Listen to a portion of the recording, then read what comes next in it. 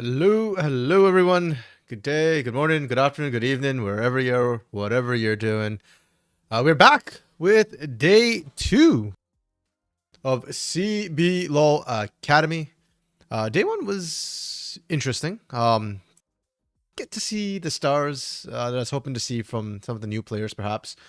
But the returning players, my goodness, were they good? So that was good to see. Love watching that pop off. I just found out as well yesterday after I was trying to upload the VOD that I was streaming under the wrong category. I was streaming under just chatting, and it should have been under League of Legends. So I've gotten that fixed for today. But for now, yeah, we go on. Our schedule for today: Kate Stars versus Kaboom, Loud versus Fluxu, INTZ versus Tropa, Red versus Pain, Furia versus Flamengo, Los versus Liberty. And I'm gonna be honest, first game's probably the most exciting. Kaboom versus Kate Stars. Kate Stars, a team that, I mean, with Coach Seal coming in, the development is very, very important. And that roster has quite a few really strong players as well. Where is it? Here we go. Yeah. Tyrion, I think, performed pretty decently. Really strong role player. Theiti, I need to see more before I have any real fully developed that player. But Mordius, Aleko, and Teles absolutely popped off. This bottom half of the map was absolutely nutty. And then you've got Kaboom, of course, who, this is just a CBLOL ready team. So I'm just super happy, excited to see Kaboom play against Kate Stars, who I think is also a very, very strong team, who I'm very much looking forward to. So we're starting with that, and then we'll see how the day goes. So without further ado, let's try and find the draft. There we go. Oh, boo. Here we go again. So it seems like they're drafting off screen. I don't know if they're copying like what the LCS has been doing, which is they draft off screen and then they kind of play the recorded draft so that it cuts down on breaks. Like, I don't know if that's what they're doing or whether they might be drafting somewhere else and then just showing the draft. That's fine. They're still showing a draft order. We can still talk about this. Yeah, we saw a lot of Karma bans yesterday. Ashe and Callista were both incredibly high ban prio. So it doesn't surprise me that we see the Ashe picked up. The Karma Rumble still banned. Ooh, Caitlyn ban's starting to make it on the table. That's interesting. So it's not the Milio that we're seeing banned out in the first phase. They're trying to take out the Caitlyn instead. And they took out the Lucian. So Ashe picked up. Varus high prio is something that can flex around. Scary on the Lee Sin. We saw some really good Lee Sins. I think it was Ankrith yesterday who really popped off on the champion. So,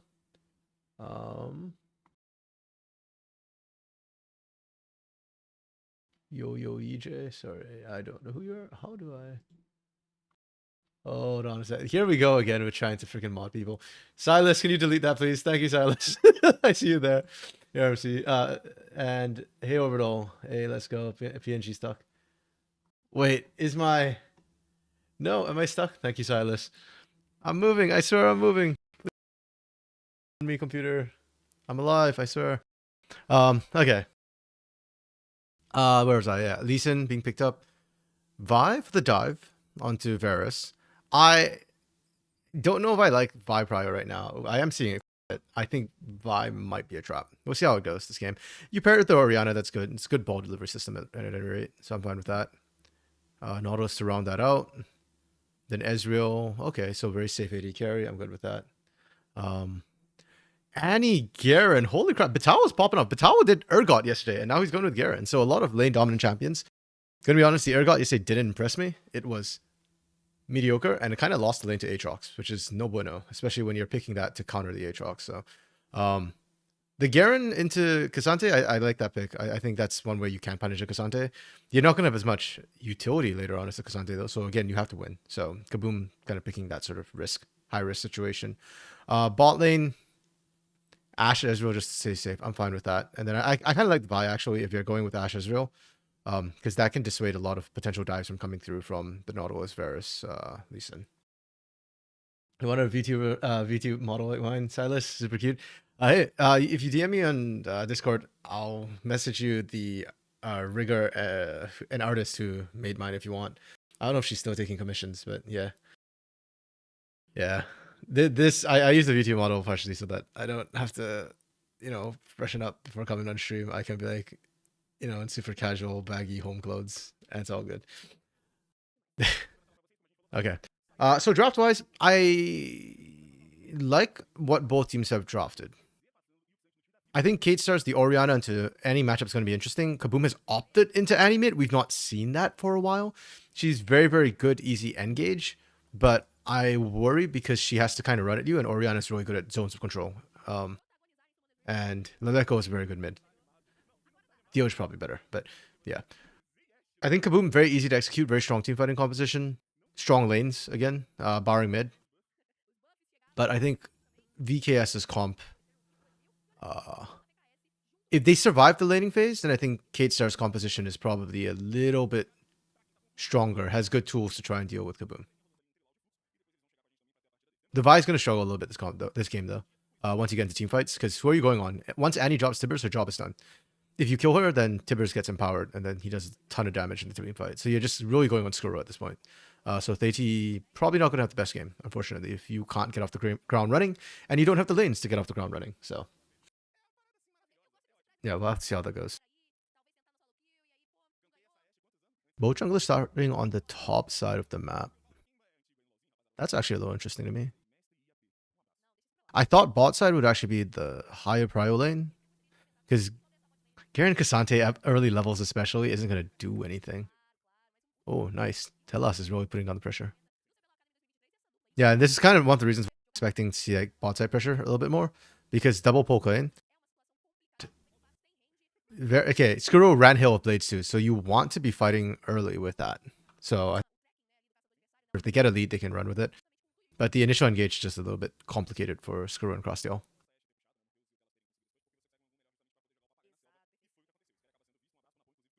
Yeah, and this mid lane is going to be kind of hard for Dioj if Leko plays as well. That ball is just going to zone this entire area out, so Dioj can't do anything. Oh, got spotted. Good ward. Who dropped that ward? Was it...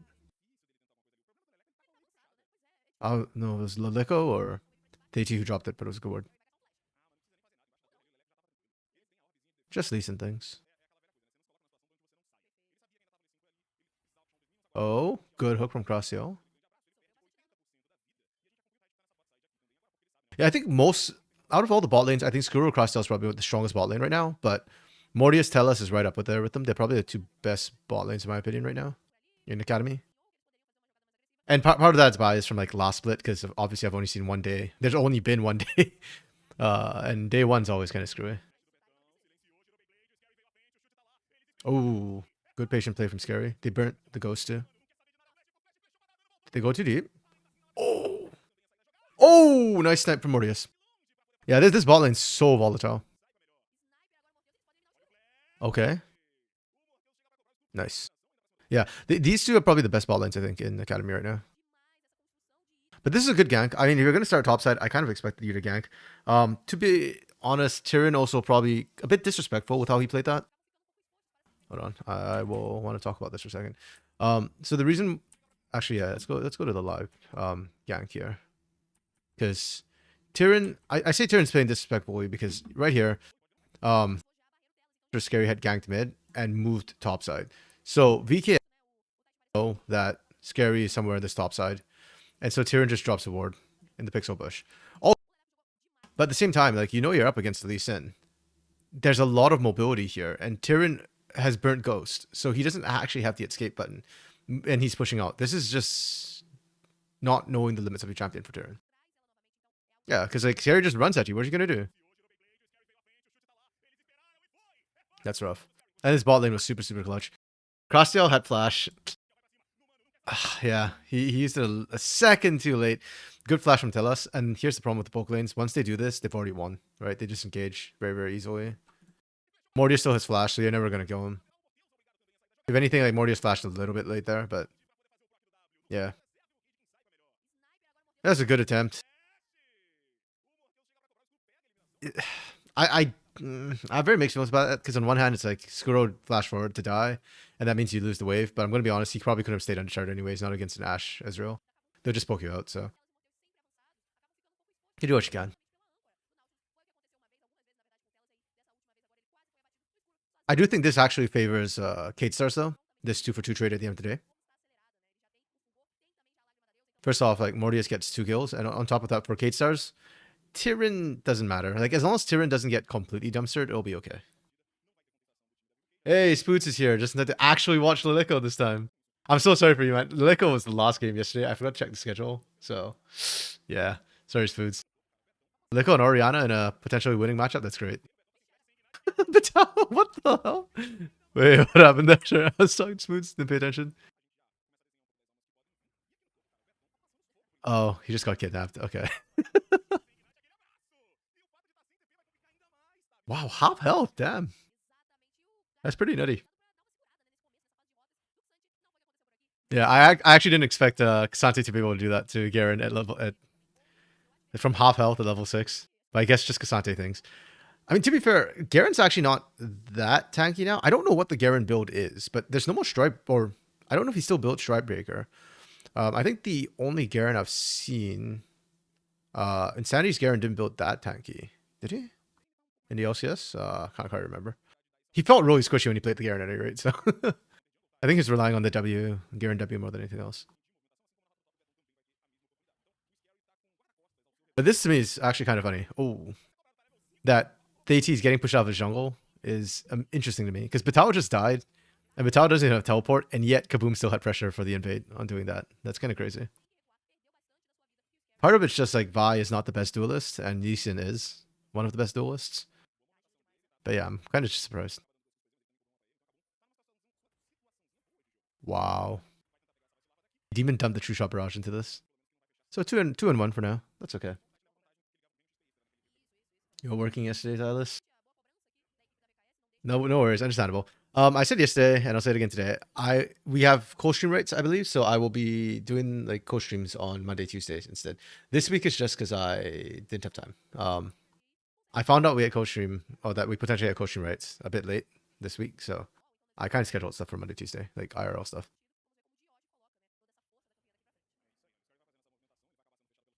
Oh, tell us, why are we doing this? Oh, that was a beautiful combo.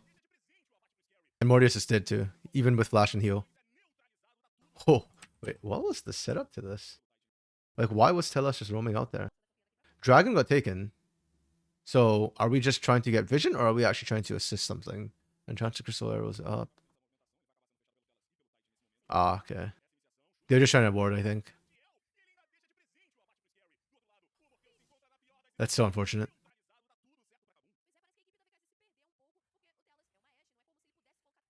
Yeah, that's the problem with these sort of enchanted supports a lot of times is your roaming's a lot more dangerous. Duo stream in NA solo queue when, Silas? Oh yeah, you have an NA solo queue account. I don't know, man. When do you want to do that? Actually, probably not till like after the split, because I don't know if I'll have time, sadly.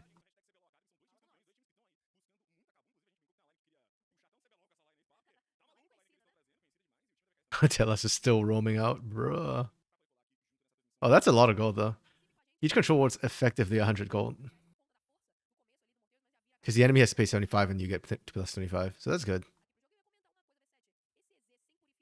This spec bug is bugging me, though. We don't have dragon timers for some reason. And I hate it. Oh, I don't think Annie actually hit Lilico there. Damn.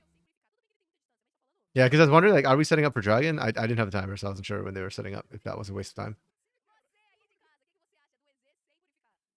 This fight's actually really interesting if it goes off, because this will be the first fight where everybody has ults, and if they want to do a big team fight, that will be a sort of hands check for how the game should go. I think Kaboom would win that fight if they can find it, but yeah, I think Kate Stars has better zoning tools.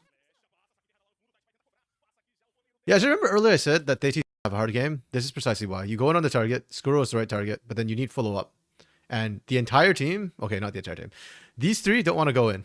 Only these 2 only Tyrion wants to go in with you. But Tyrion's like half a world away. So it's just really tough for TT, unfortunately. Talos is spamming Ashe and solo queue right now. Yeah, I think Ashe is really strong.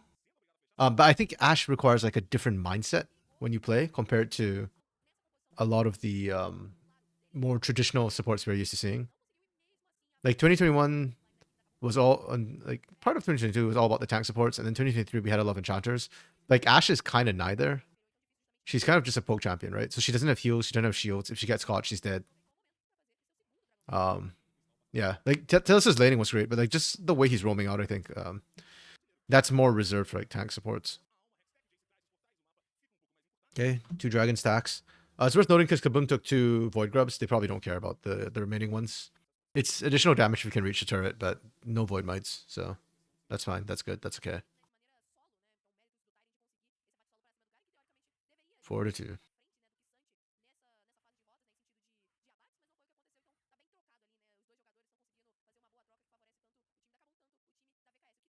Yeah. So Batao didn't. This happened yesterday too, where he counterpicked. He counterpicked Urgot into Aatrox, and then didn't win lane. And this game we're seeing like the Garen picked as a counterpick, and it's also not winning lane. Like I am. And I like Batao. I felt like he was unluckily pegged into sort of a tank role play last split on Furia. But so far in Kaboom Academy, his counters have not really worked out either. Like, not saying he's not going to have impact. I'm sure he will. But just saying that, like, yeah. Feels like he's playing, or Kaboom's playing a little bit hard mode on top side.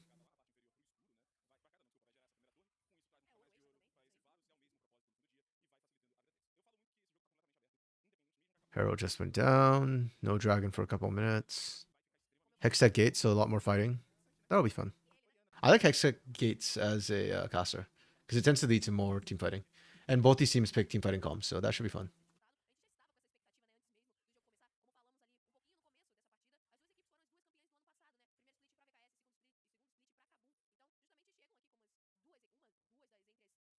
Yeah. So far, I think both teams are actually okay with where they currently are. K-Stars being behind is not surprising with the Ashe as robot lane that they kind of picked. Like, you're really waiting for Ezreal to scale more than anything else. And then Kaboom did try to make some early action. Scary got some good ganks down. I think that's what they were looking for too. Oh no! Oh no. Oh. Okay. Nice. Okay, couple of things happened there.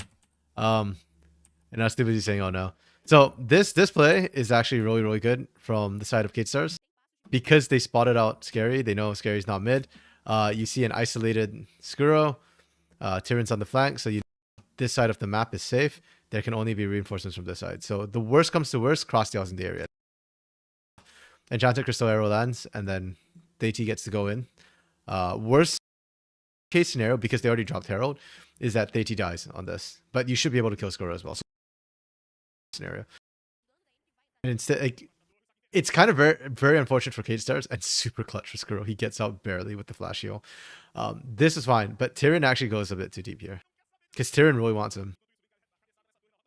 That could have gone way worse, and Skuro survives. But they do this well, and I like this from junglers when, like with Herald, because you can drive, you no longer have to do this. You can actually just get a second charge off, and we see Deity go full Tokyo drift through the jungle into the bot side. That's really, really well played. Good play from Kate Stars. And just like that, Kate Stars pull into the lead for the first time this game. Not hugely significant, but yeah. Yeah, exactly. So it doesn't matter. Tower, caught tower, yeah. Like the macro play of that was good. There was just very low risk. Almost guaranteed that they'll get ahead from that play.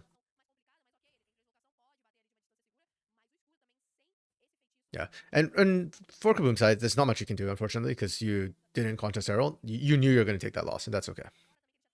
Oh, never mind. They did have a lead for most of the... I'm wrong. I kept thinking Kaboom had a lead. Huh. Because Scary was more proactive in the map, but... Oh, and one thing I kind of hate is there's no sense of scale to this. So this... Like... and then like drops off so sharply. This is probably only like maybe 500 gold. Maybe. Huge differential. Teams have been really close to relating. Oh, fight. Fight. No!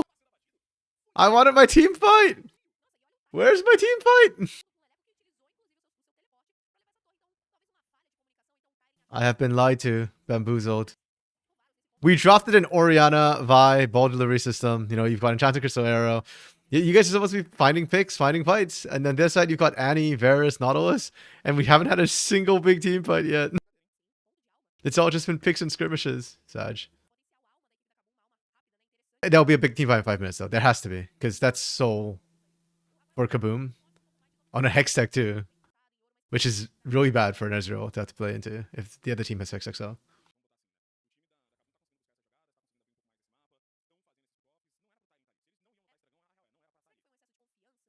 Yeah, good macro play so far from both these teams, though, even though we're not getting team fights. But the analytical side of me is not happy with this. Ooh. Yeah, I don't know about this one. Yeah, that was felt like a bit of a forced play from K-Stars. So you throw the arrow out. Did they have vision on Crossdale on that? So no vision on Crossdale. Yeah, they only have vision on Scary. And Dioj. Okay. So I think, unfortunately, Crossdale was just the victim of this. They were actually going for Dioj. They went for the cutoff. And they have 4 members. They had eyes on Bitao and Skuro, I think. Yeah. The idea was good. They just, I think, expended a bit too much in the beginning. So they kind of ran out of gas. And Kaboom came in fresh. It's fine. It's fine. This might not be fine. Oh. Good flash from Skuro. Yeah. Yeah, both these teams are trying to do the same thing, which is just facilitate a pick before Baron. But they don't actually have the proper setup to make that happen necessarily. Like you can see the board vision. Kaboom didn't have that much vision. When K-Stars tried to make the play, they also didn't have full vision. So yeah, a little bit of rush play. It doesn't hurt them at the end of the day too much. Like sure, you gave over a kill, but at the same time, like you also like the other team can't do it. It's too early in the game, and you're finding critical picks. People are too low. You can't fight it. So it just kind of resets it. I wouldn't say it's ideal play necessarily, but it's also not like terrible play for either of these teams.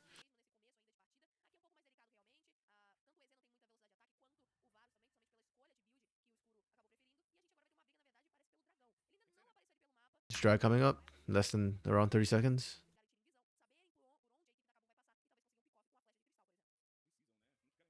Kaboom have no vision around this dragon whatsoever. They kind of got to face check it. Yeah, and here's the part of Garen which I kind of don't like. Yeah, you're hitting a point in the game where Garen can't do as much.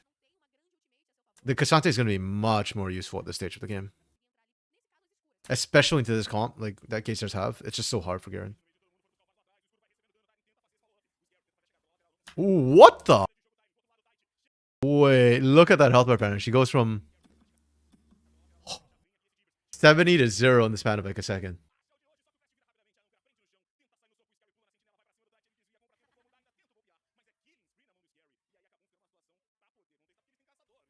Yeah, Kaboom has better engage, but they are hesitant to go. K-Stars engage is a little bit harder. Oh. Yeah, Garen ult. Press R. People complain about Syndra's, what's it, Unleashed Power? Yeah, and I think that Garen was way worse, to be honest. He was the original 0 counterplay button champ.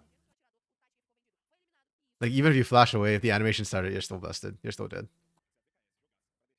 Okay, the game was actually really close, but I think this is game over for K-Stars at this point. Like, Kaboom picked up Hex XL. And the slow is so important for Kaboom. It's basically Stridebreaker, right, for Garen. At this point, if Vital can actually find your backline, and with Flash he can, he's going to be able to stick onto you. Even without the Stridebreaker item. The engage from Kaboom too, they've got so many different options. Like, everybody has an engage button but Vital. And even then, Bitao now, like with Flash, if he gets on you, again, we touched on the slow. It's not a huge slow, but it's enough, right? Garen's already pretty fast. Zerker's Greaves, not Swifties, though, so not quite as fast as he could be. Ooh, Chains of Corruption miss. That's fine. They're just baiting as well. Scary's on the side. They can kick somebody out up turret range.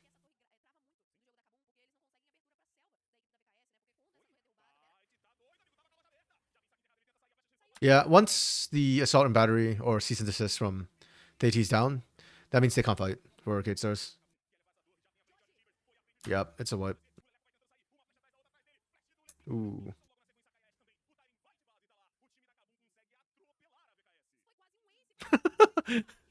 I love how Crossdale like takes the hit and trying to run for a second, and then Crossdale goes, "Wait, hold up. We have a team. My team is here. We take this. We win this."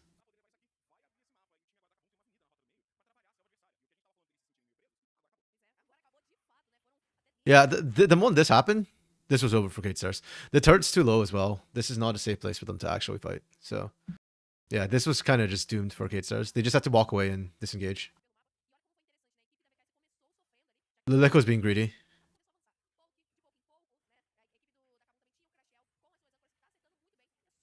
Yeesh.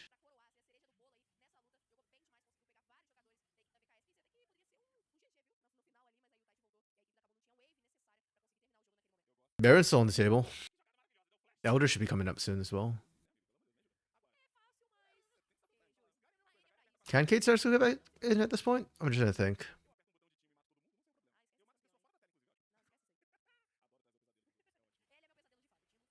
Like, I guess that TT has to find Screw in the next fight. And they have to split up their engage.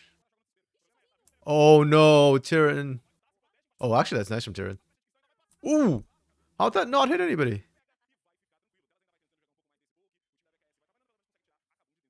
Problem now is that Tyrion doesn't have all out for the next team fight, so his threat goes down massively. Oh, they found Lilica. That's a bit of a yikes.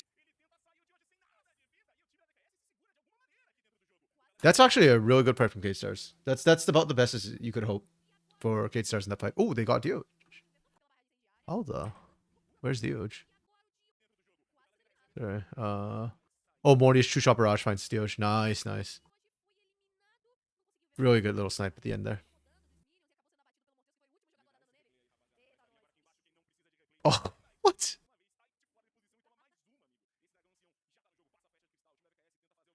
That's actually really bad for K-Stars. That's your jungler did with Elder and Baron both on the map. Yo, are we not taking ward? Thank you. Let us not throw this, please. There's no Shockwave is about to come up.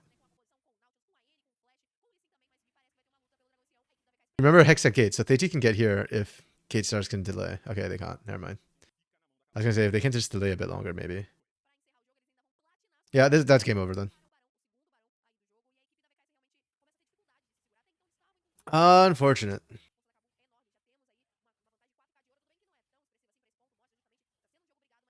Do I think this is a draft problem?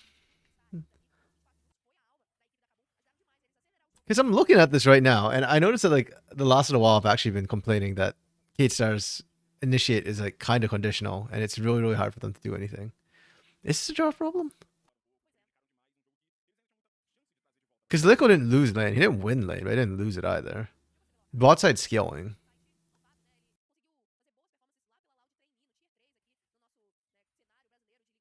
Hmm.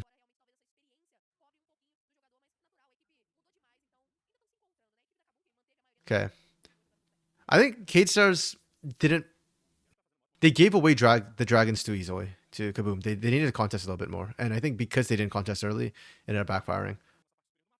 Part of it, I guess, we can put down to draft, but I don't think draft was the big determinant this game. I think it was more just that scary, significantly out jungle TT, and the early pressure was too big.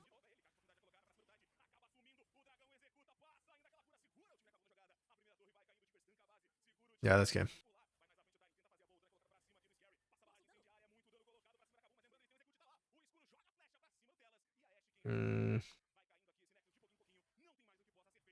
Okay, that's a wrap.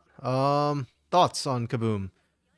Yeah, again, just really strong early game. Individually good.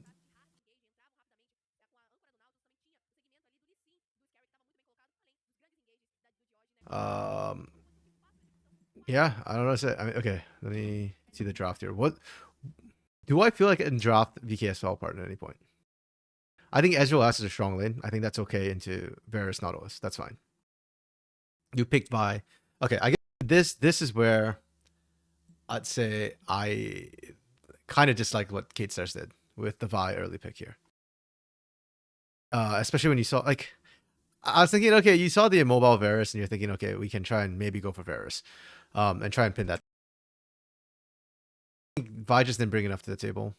I wouldn't say it's like a egregious, like it's not, man.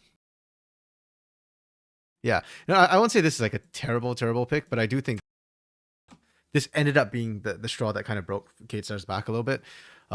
Is when you kind of tried to do this into like this, basically, because the only target you could go for was the Varus.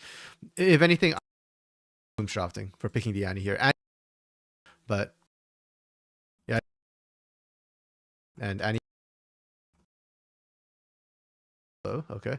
Yeah, and I think Annie kind of what it was they wanted to do. So good draft. I'll remove the slightly sloppy mid game. I think Kaboom played that really clean. I don't have anything to add for them. Kate Stars, Theichi saw a new performance. Got out jungled by Theichi though. By not Theichi, pardon me. Scary.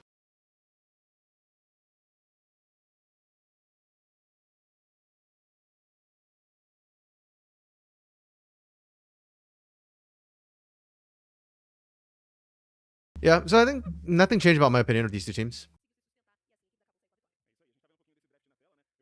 Still the same thoughts. Still two good teams. Yeah. Kaboom is exactly as strong as I expected. And Kate Stars is, well, they are still a really strong team. But yeah, I think they just have a, yeah, they will grow throughout the split. That's fine. Yeah, I don't want to be too harsh on Theti because I don't think Theti did any thing wrong. I think Scary just played better. Speaking of which, I probably put Scary MVP this game. Yeah, okay, the damage graphs are about what I'd expect, to be honest. More damage coming out from the side of Kaboom in general. Ezreal out damaging Varus a little bit because it's Silver Blades Varus. It could have gone either way, but with how the game went, I'm not surprised Ezreal out damage. Yeah, I think this is where we start seeing the team fights happen at this point. Before that, it was kind of... Okay, and who's the MVP? Really? They gave it to Skuro yesterday, too. Okay, yesterday, I kind of understand why they might have given it to Skuro. Like, I thought Skuro, Scary, and Krastiel all could have taken it. I personally was more in favor of Scary or Krastiel last game. But, yeah, but this game, I don't know. I don't feel like Skuro... Like, he did damage. Actually, he did... Did he do the most damage on this team?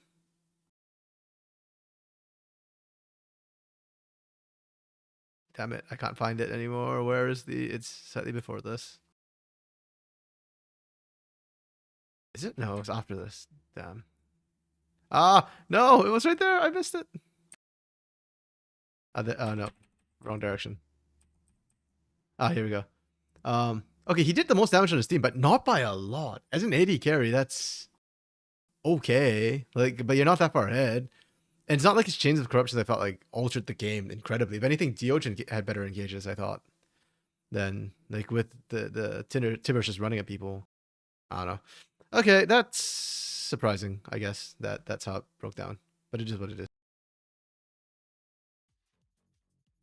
Games INTC versus Tropa. Tropa, I think, has a pretty decent basis with Soweto and Avengers, but they're not like the tier 3 team I was looking at. That was more Flamengo. Oro Boy with some key ultimates in Rumble, which is kind of not ideal. So I'd probably put them like lower third right now based on day one. INTC is like a brand new roster, pretty much. And they had a bad draft yesterday, so I don't know how I feel about this team just yet. We shall see. This will give me a better idea of both of them. Nameplates off, I think. Oh, nameplates on. I think I favor Tropa, but to be honest, that's just because I recognize the names more from Tropa. Yeah, I don't know the INTZ players. Just double check. Lilin, Namiru, Tara. See, okay, same players yesterday. Sorry, some of these rosters have like spare players, which is why I'm just double checking who's playing. Improve. Yep. Okay, same rosters.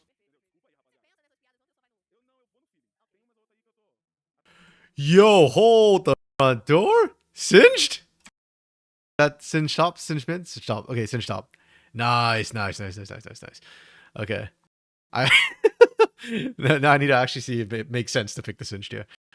Lucian first pick. Ooh, okay. So a couple of teams have done this where they prioritize the Lucian. I've said this before. I actually prefer the Milio priority because I think Milio, you can pick Milio and then you can go with like the Lucian. You can go with Caitlyn. You can go with Aphelios. You can go. I think Milio gives you more options. If you pick the Lucian, you can only go with Milio or Nami.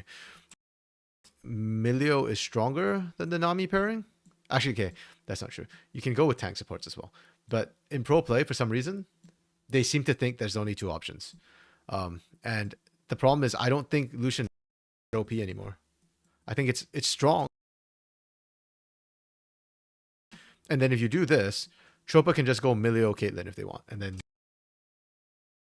I'm not a fan of this. I know some we figured that out in patch 14.1b, but okay.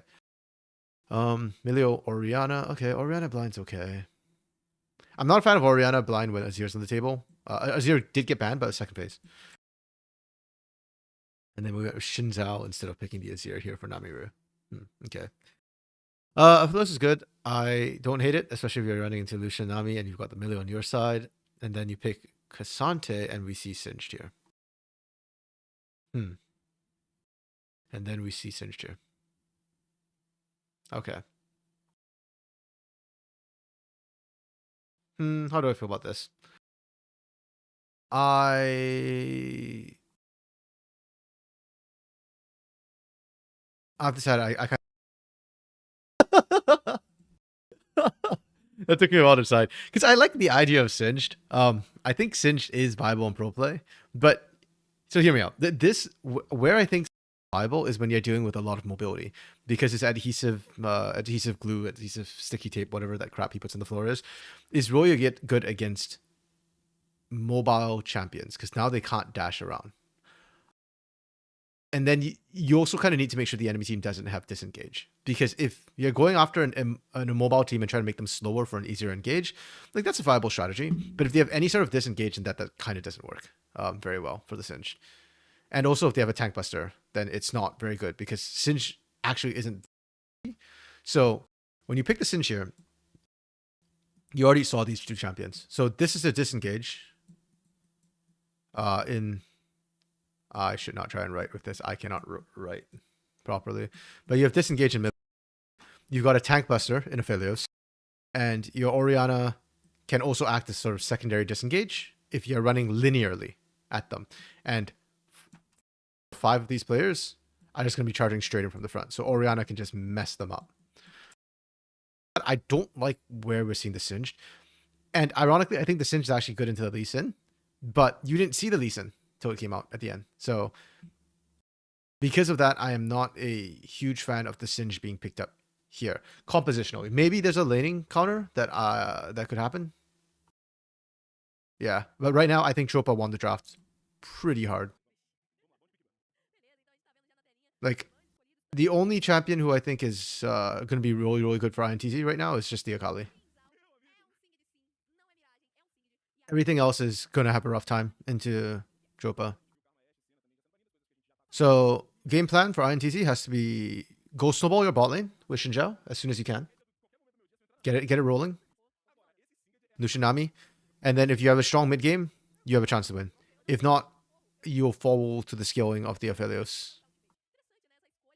And I think there's so much disengage. Lee Sin 2 is a counter to Akali.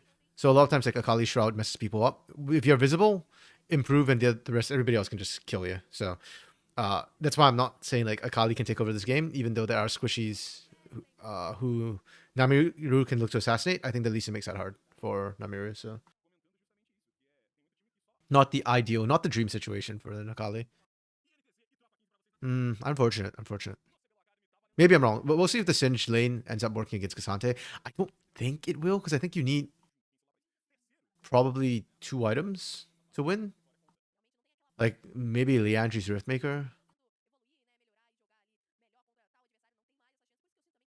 Yeah, if not, I think Cassante just like essentially outtrades you.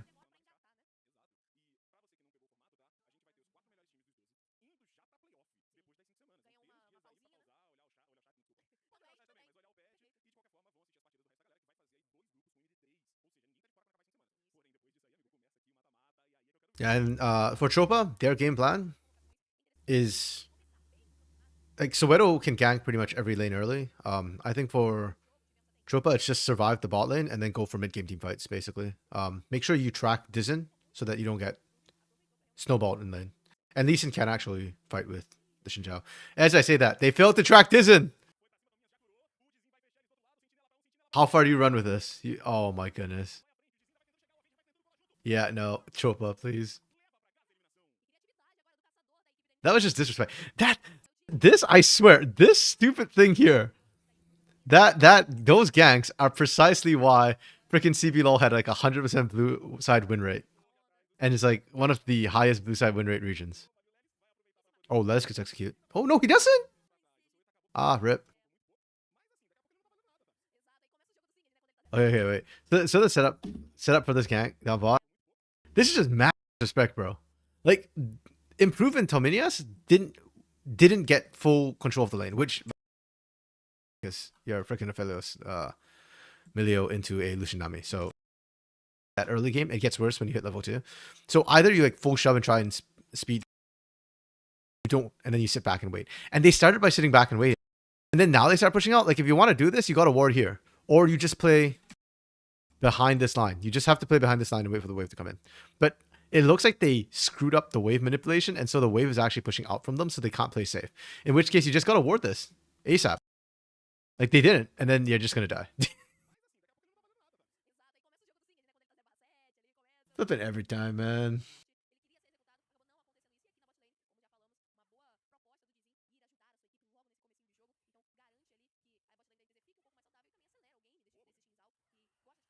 I mean, it's fine. Aphelios will scale up anyways, but it's just like watching that's kind of painful. And first blood went to Dizen, so the bot lane's not completely screwed. It's not ideal for INTZ though, because Soweto also got a kill. It's not as he didn't get the extra like first blood gold, but he'll be able to match. Lee Sin can still duel Xin Zhao.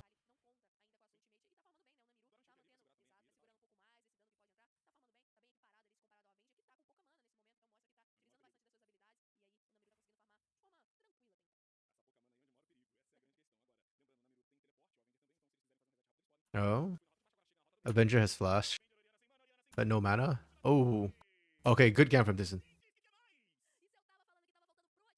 That's 2 really good ganks from Dizen. You love to see it. It was a miscommunication. Oro Boy was looking to try and pincer. That was the thing that came down. Pitsuoder's like, nah, man, I just want a base. Just go farm. Just go catch the minions. He'll be fine. So that's the other thing too. With Singe, one of the tricks or one of the reasons why Singe like is super annoying and hard to deal with is the proxy farming, where he just goes behind your turrets. And a lot of top laners can't like do the same, and that's when he starts winning out. But things like Cassante, I think the current meta, there's enough top laners that can proxy as well, like Udyr and Cassante, where even if you proxy, they can proxy back, so it's okay. Like they just need to focus on that. Ooh, nice bubble. Really nice bubble. Oh, but they're so low. Oh, that backfired horrifically. Did they replay it? They replayed. Okay. Wait, I don't watch this at actual speed because this is. So first of all, from INTZ is good. I really like what they're doing. You know, they let Tropa pull this, the dragon low, and because should be, I don't know if he's actually up items, but yeah, we see Tropa like kind of backing off. The initial really good play from INTZ, Namiru's coming the back end. I think this is the problem, is that Namiru is just a little bit low on. It ends up backfiring a little bit. Oh, and that bubble from the was huge. Because they find the Aphelios. Oh, it's that shockwave from Avenger. Holy. Okay, Avenger right now is MVP for that play and that play alone. Like, holy crap. 4 man, they're all so low and they just clean up. Damn. That was sexy.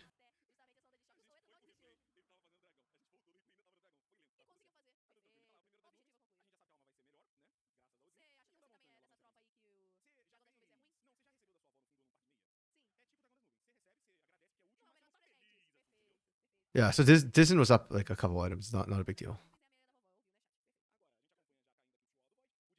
INTZ at least manages to pick up all 3 grubs. So that's good for them.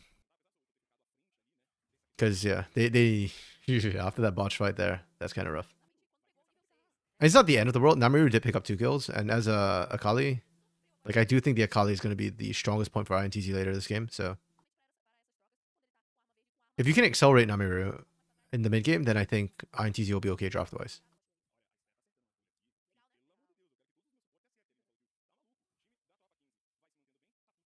The bot side's kind of completely equaled out though, because Taran's they didn't get the kills, they got assists, and even though Improve went down so early, Improve got assists too. So yeah, and for the Lucian Nami, if you're equal, you're behind. Like you had to win this lane. Oh. Oh, nice. Even with the flash, Tara didn't really have a good opportunity to do it. See, but this is what I mean, right? Like, your CS is equal. Usually when you proxy, kind of the point is to cut the wave so that, like, the wave is going to be running into the turret there. And the other top laner has problems actually stopping, like, or catching the waves and they fall behind in wave. And it's also get you, like, jungle pressure. But because it's a Lee Sin and Disney's focusing on ganking, Soweto's not getting his camp's topside stolen and he's not really falling behind. At least not because of that, right? Like, he is behind in CS, but I don't think Lelis has been taking the Krugs on spawn, so it kind of doesn't matter.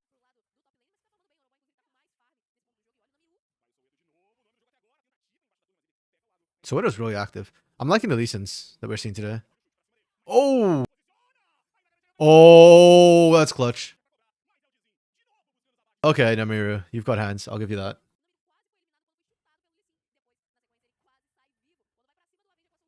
That was actually huge from Namiru. Unfortunately, Namiru didn't pick up the kills, though. Dizen got both the kills. Still, I guess you take the assists.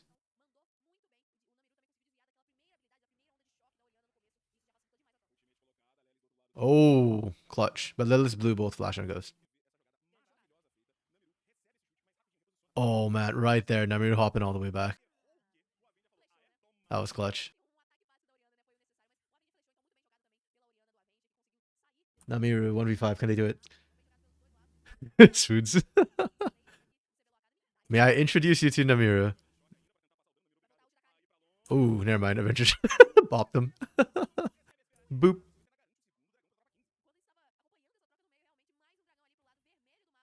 Oh man, this is actually hurting my eyes. That flickering. I don't know what that happened on Sunday on CBLOL too. Like the camera kept flickering like that. There's so many spec bugs this patch. The hell.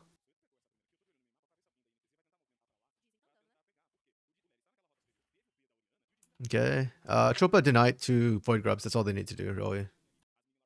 No Void Mites. Teams are getting pretty good at doing that. We've seen the priority change. Like I remember the first week, like Void Grubs were the end all be all, and then they kind of just fell off prio wise. Because I think teams figured out if we can just take 2, it's fine. Ooh. So what is hitting the point where he can't really dual Disney anymore?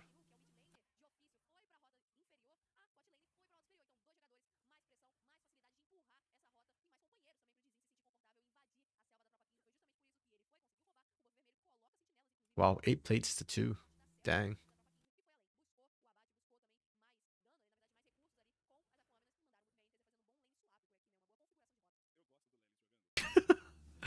This is running from Tominius. A support Emilio. Yeah, I'd really argue this is not working for Lelis. I like the build though, because Lelis has realized that he's not going to win the 1v1 no matter what. So, ooh, Moonlight Vigil didn't land. Oh, clutch. Nice from Sta. Sta. Is he able to get out? Grubs love. Nah, man. Dragon's OP. Dragon's OP. Oh, dang, Soweto. No way! Holy crap! Yeah, I love it whenever Lee Sin's in meta for CBLOL because they have so many mechanical junglers who can play it. And they get these crazy highlight plays.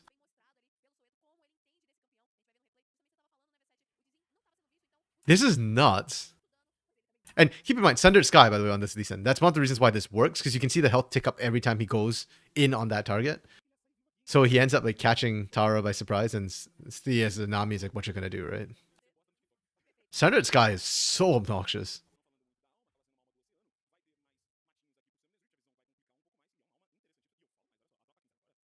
Man, I was thinking MVP Avenger for that insane shockwave earlier, but Soweto is making a really good case, man. I think Soweto can find like one more good fight, and if Avenger doesn't, then I might switch my MVP to Soweto for this game. If Tropa win, of course. I just don't think INTZ is gonna win. Like their early game plan didn't work out. Oh, this instead.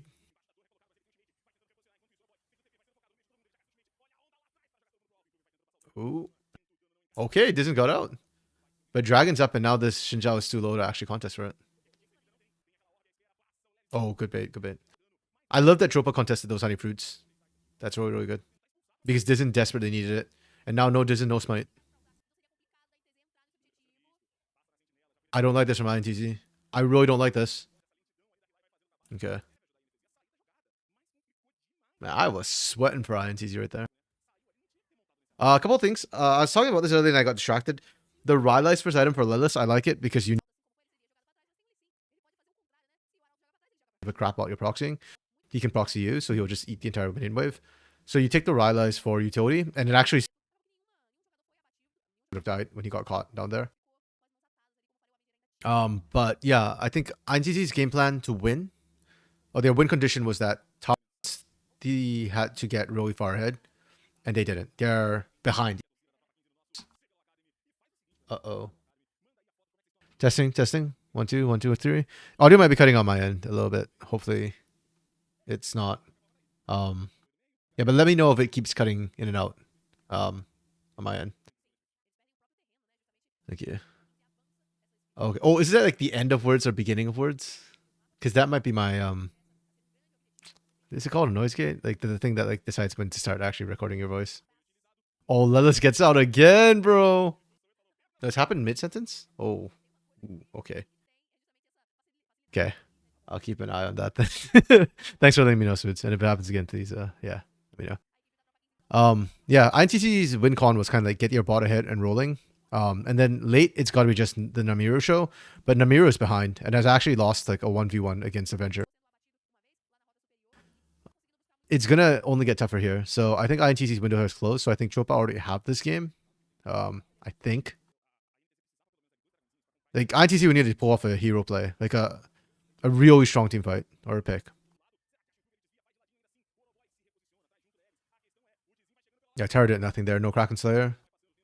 And now Avenger's here. The fight's going to turn. Yeah. Yeah, it's really hard. So we often see Lucians go Kraken Slayer early. Tara went for the Stormrazor and Rapid Fire combo, which is more like the laning combo. But unfortunately, Tara still didn't win lane, and now we're way past the point of the game where you get that isolated 1v1, 2v2 matchups. So you can see the culling kind of just tickled Oroboy. Oroboy was able to dodge out quite a lot of it. So that, yeah, INTC just doesn't win team fights anymore. They've got to find some sort of pick with your play. And Tropa's just not giving them that window. That's Tropa playing well. So, and the team fights you can see just go Tropa's way. Tropa didn't even drop a shockwave, I don't think, in that fight. Like Avenger came in kind of late, and they only really found Dizen.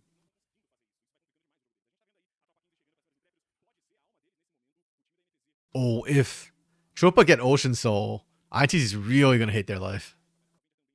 They already lack damage, and then your assassin suddenly can't actually kill people. Oh, okay, good from the Miru. That's what you needed to do. Oh, improved snipes it. I mean, I don't care who got it, but that's huge. Okay. That's a good call from the Miru. That improve is the one you need to kill. But yeah. Man, that's so rough.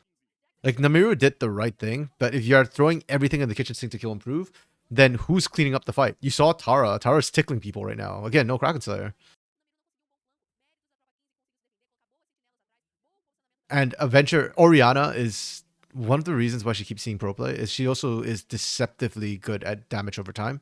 Her passive means that her autos tick up and actually hurt compared to other mages. And her cooldowns for command move and command distance are fairly low as well. So she'll get multiple uses of it throughout the fight. So she effectively almost feels like a sustained mage in these extended fights. Like, yeah, she's got rotations, she still needs to wait for cooldowns, but the cooldowns are not that long.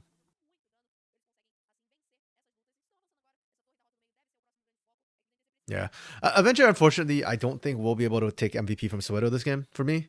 Partially because it's just the champion, right? And the way this game's playing out, INTZ is forcing out Avenger really, really early. So, yeah. Whereas Soweto's surviving longer to do more, like what we can see with Thunder Sky especially. Yeah, the game's over. Well over. Burned up team, Soul, healing. Tanks are dead for INTZ.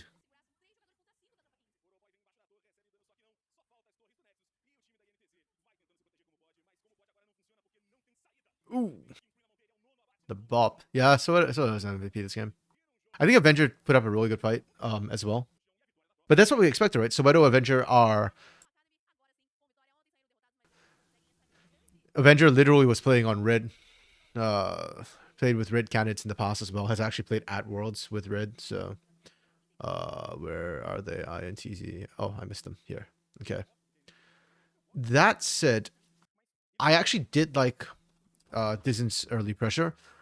The last series they played as well yesterday against who was it? Fluxu. Dizen played the Rumble as well, and he had a good early clear, but it felt like he didn't know how to play the mid to late game. This game, I think his Xin Zhao did much better.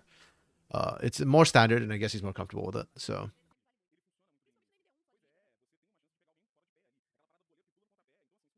whoops, caps lock was on. Demeanor scream good early pressure. Tara and Steve were okay. I don't know how to judge this bot lane, to be honest, because they didn't win their lane this game. They also didn't win their lane last game. But I also feel like it's the Lucian Milio or Lucian Nami. It's the Lucian pick they keep picking. I just don't think it's good to draft it like that.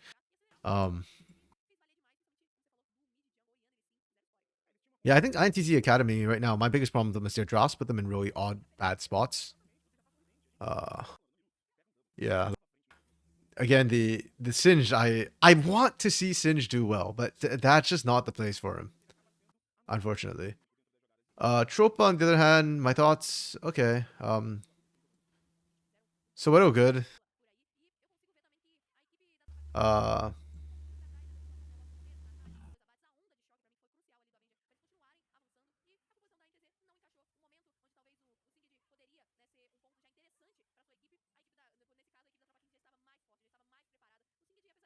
yeah, Avenger yesterday didn't look great, but today looked good. I think the Oriana was really, really good. So those two are good. Oro Boy, man, I can't tell with Oro Boy because this game, like, he didn't get to play the game because he was up against a Singed, and Singed just didn't want to interact with him. And what you gonna do, right? Like, Singed just walks away. Oh, look at okay. This damage number right there kind of makes me still want Avenger. How do we judge MVP? Is it? I think Soweto had more fancy plays because of sorry, yeah. Soweto got more fancy plays because Avenger got focused down really heavily in fights, so kind of couldn't, but had some really good shockwaves. I would personally, I think, give it to Avenger, but I also think that Soweto is probably going to win it, and I'm okay with that. Yeah, I don't think Oro Boy Improve and Tominias had a lot of impact this game, just with how the game kind of played out. Not because of themselves. It's just like in a Singe matchup, what's Kasante going to do? Non-interactive. The fact that Tominias and Improve came out of lane ahead, I think, was props to them. Like that's good. Like an affiliate into Lucianami, but yeah, I mean, it's hard for you to pop up unless the game goes late. So, okay, show me the MVP. Whoops, overshot the MVP. Yeah, they gave it to Soweto. I like this. The hats. Man, headshots, I think CBLOL does. I love it. Yeah. I remember like Desamis last year was in like a fireman's hat. So, but yeah, CBLOL knows how to entertain. You gotta love the headshots, man. Absolutely love it. Greftar last year too had like this. His hit shot was of him holding a minion. Okay, Red versus Pain. If this was CBLOL, I'd be hyped for this matchup, but I don't know the Red Academy roster that well. I only know Doom, and that's about it. So, oh wait, I skipped the rosters. Screw the rosters. We'll figure it out as we go. Pain Academy has a really strong roster as well, though. I think it's a top 3 Academy roster. It's probably to me like Kaboom Academy is number 1, and then Pain and Cade Stars like number 2, number 3. Haven't quite figured out who I put above the other.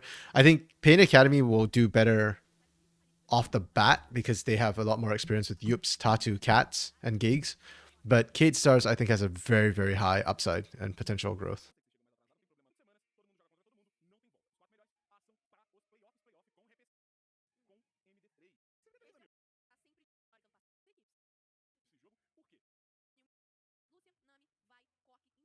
There we go.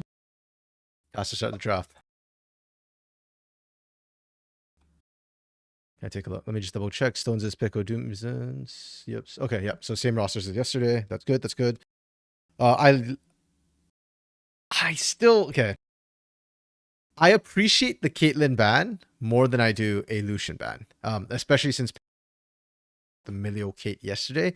But again, I feel like if you're gonna do this, if you banned Milio, it would ban Caitlyn and it would reduce the strength of the.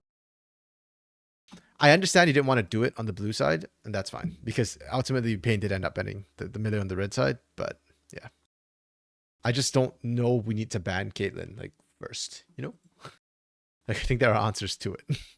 I think Milio just makes it almost unanswerable. Milio and Ashe would probably make it almost unanswerable because you can't actually reach to Caitlyn at that point. Triple AD carry bans, even though Ashe is half a support. I like the bans in the first round. I'm good with that. Maokai first pick. Yep, that's okay. Lucian Nami. I guess. I mean, Milio and Caitlyn are off the board. This is okay. Or Kalista got banned. Okay.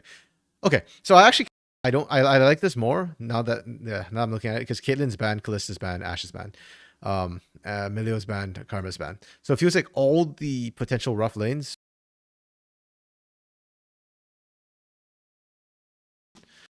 And at that point, like it's kind of 50-50.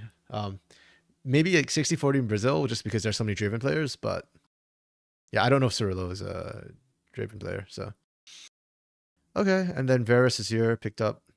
Yeah, those are nice, safe answers, counters, yeah. Or not counters, but like good blind picks, strong meta picks. Is Vi just the answer, the CBLOL answer to Varus? Kind of don't like the Vi pickup here. Yeah, especially into Maokai. I actually really hate mono divers, like divers who just dive in alone. I just feel like it's so tough to play into.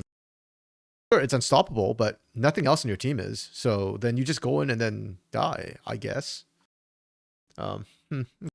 Yeah, maybe I'm just a Vi hater. Then you're looking for top support, so you ban Jax, Nautilus. Down here, you're looking for mid, top solo lanes. Orianna ban. Oh no, I do not like this. I really do not like this. Oh, we saw this yesterday. I can't remember which team did this, where they picked Azir. The other team didn't pick Corki first round, and then they banned Orianna instead of banning Corki. Like Azir is a winning matchup into Orianna. I guess I understand that you're scared of the Orianna Vi combo being a ball, but then screw the Gwen, man. Like actually screw the Gwen. Like especially since you're playing to Yups, if you want to pick Asante, he can pick Aatrox anyways. So unless you're banning Gwen Aatrox, I think you ban Orianna Corki here. Like God, man. Corki's gonna mess up your day hard. Nara seems to be the new answer to Cassante, at least what I'm seeing in CBLOL a lot. I'm good with that. I'm happy with that. I like that. Compositionally, I think Red actually have the better team fight because Azir, Varus, Renata, and then good front line. Really good team fighting for Red. In a vacuum, Red's draft, excellent, great, win. But I think Pain have good answers into it. The bot lane should be fine. Let's see if that's a Hill of Blades Varus. Either way, Varus will outscale the Lucian. So that could be a potential point of pressure. The Vi has to camp the bot lane. I need to see this Vi go down there and just bully the crap out of this Varus. But the Corki makes it really strong for me for Pain. I think Rid drafted better in a vacuum, but I think Pain's draft counters Rid specifically because of the Corki. Almost exclusively with the Corki. So I'd say like maybe 60-40 for Pain. Yeah, like I kind of almost want to go 50-50 because I really don't like the Vi here, and I'm a hater. I'm a Lucian hater, but Corki is just too OP, man. Like, yeah.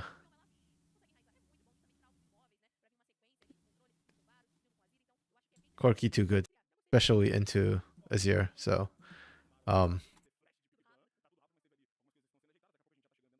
also I think Pain's just a better team. So, you know, yeah, draft wise, I'll call it a. If I just look at draft, nameplates off, I'll call this a 55-45. Rid is slightly lacking engage, but you can get creative a little bit with both Renata and Maokai. One of them can be used for like a engage tool, and you do have Chains of Corruptions. Is not the end of the world. Whereas, yeah, I kind of don't like the way your Vi, your Corki are on two different pages. I'm not a fan of Lucian. Corki is really good, but he feels like that and the Gnar just feel like the only strong points of this composition. So, yeah. So what I'm saying, I guess, is go Pain.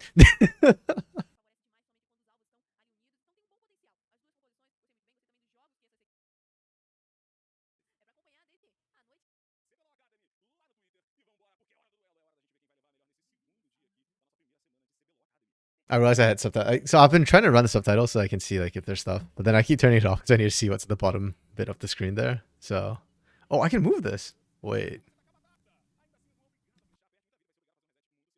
where should I put this? Up here? Yeah, let's put this up here.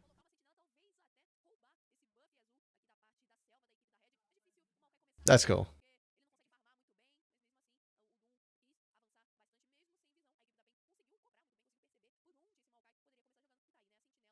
Okay, I like that both top laner or both junglers, pardon me, are starting topside because that means more likely we see pressure on the bot lane.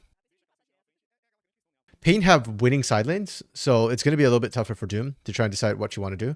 And Zinz kind of needs to survive top lane because I think the bot lane's the more volatile and more dangerous of the lanes.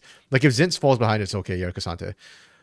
But if Cirillo falls behind enough, then that becomes a problem because Lucian Nami can often dive heavily. Oh, what? Nice. I actually really like it. Oh, actually, no. I shouldn't say I like it. Because first of all, you invade, you kind of force out the mouse your early strength. But what I don't like is that now you've created vertical jungle. And considering that I wanted to see bot side pressure, this actually slows down Tatu on the top side, on the bot side. I mean, Tatu can still look top to punish Zinz, but in the first place, whereas I think bot side's a lot more vulnerable for Red. So I love to see junglers on Red side path towards bot side and provide that cover and pressure early on. I think that's more important.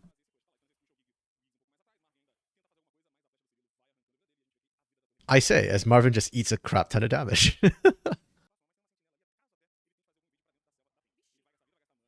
Nice.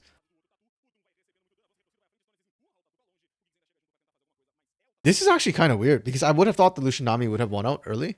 And it's not coming without a price. Like Cirillo's and Stones have burnt through their mana pools. So soon enough, it should start trading in favor of the Lucian Nami if they hold them there, or we're going to have to see early backs from Cirillo Stoneses. But normally, like Tatu's little ambush there should have resulted in a kill or Rid completely being forced off. Because normally your Lucian Nami would have pressure. It's still good. Tatu still gets 3 buff to start the game. So rest in pieces, Doom. Yeah, there we go. There's the cheater recall from Cirillo and Stoneses. Nice. Didn't have to burn flash at all for Yips.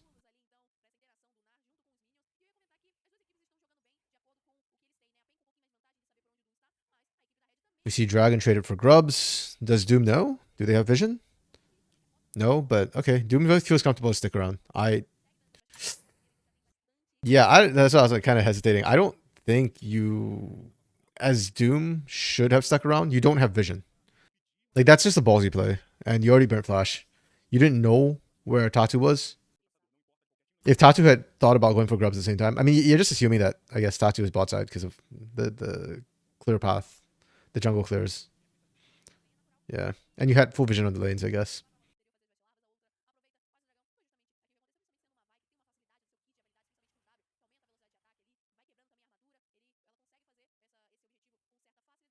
Yeah.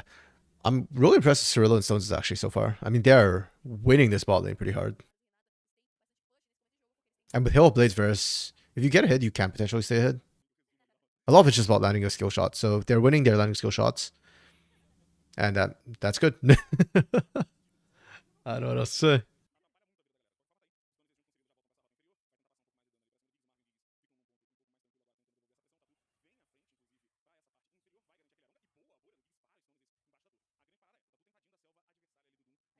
Oh.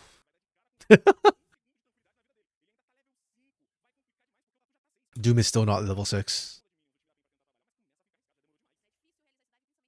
And this time Marvin and Giggs actually has pressure, so Tatu can play aggressively.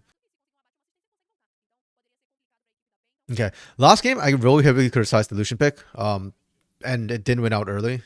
This game, I'm kind of not hammering the Lucian. Like, the Lucian pick still needs to win early, and it isn't. So it's not going to work. But at the same time, I'm looking at Rid's comp, and I'm not sure at what point, if any point, that they actually start to win this game. You know? Because Corki just outranges you, and you don't have a way to catch the Corki, is my biggest issue.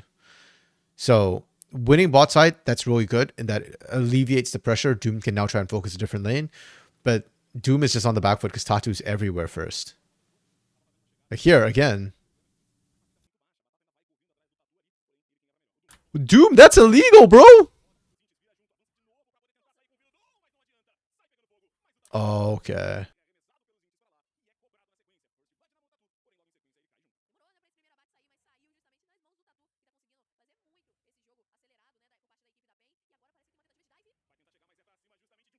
Okay. Okay, let me rewind that a little bit, because yeah, I think here's as good as any place to start. So Doom getting caught here is not Doom. Like, there's nothing Doom can do about it, right? Like, you just got you. I don't recall if you saw Tatu coming in this way. I think you did, because I don't want to just queued over the wall. So that's fine. This is life. This is unfortunate. My problem is right here. Like, what are you thinking, Doom? Coming back here. You're sapling chased. You know Tatu's still in the area. Your mid lane has not rotated out to help you. And Zinz sure as hell can't move. If Zinz moves, then Yups follows. And a combined 100% health.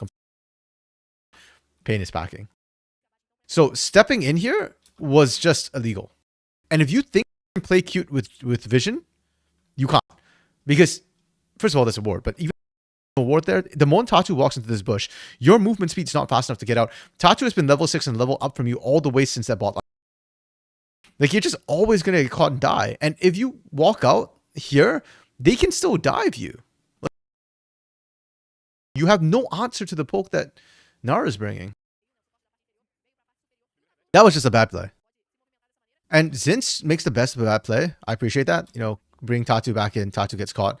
It's 2 turret shots. You're good. You're great. But literally because of that play, Zinz is completely screwed at this point. Yups cancels the back, and once this happens, you know you're dead. Stones' roaming out is not going to be enough. Like, it had to be your mid laner coming up to help you as well. Come out, then you're done. You're done, so. Like, again, you answer 2 for 2, but look at where the kills go, right? Stones picks up 1, and Zinz picks up the other. Those are literally the 2 worst. Well, actually, okay, it's not the 2 worst. I guess Maokai picking up might be worse, because you are going to tank Maokai this game. Yeah. Whereas it goes on to Yups and Tatu for Pain, which is much better than putting on your support. And Doom is still behind now because of all that's happened. Continues to stay behind.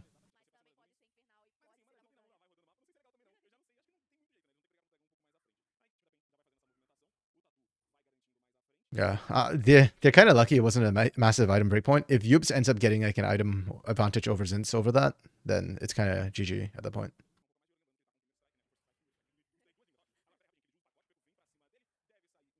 Yep, right there. That's why Corki Azir never plays out in Azir's favor.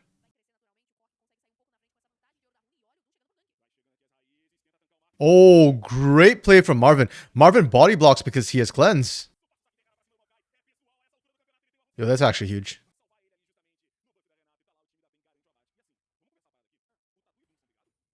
Really well played from Bane's bot lane. I'd love to see it. And Cirilla and Stones are probably cursing Cern right now.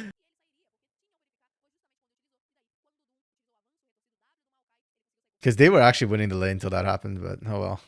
C'est la vie.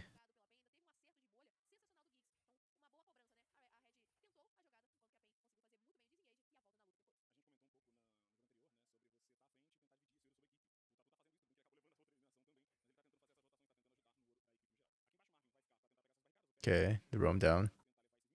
Empress Divide is still available, so this dive is kind of tough actually. I'm curious how Cirillo is actually holding out against cats. I would assume it's actually even worse for Cirillo than it was for Peko. But I could be wrong. Because cats is a level up right now, too. Yeah, they just rotate them. Okay. Objectively the right call.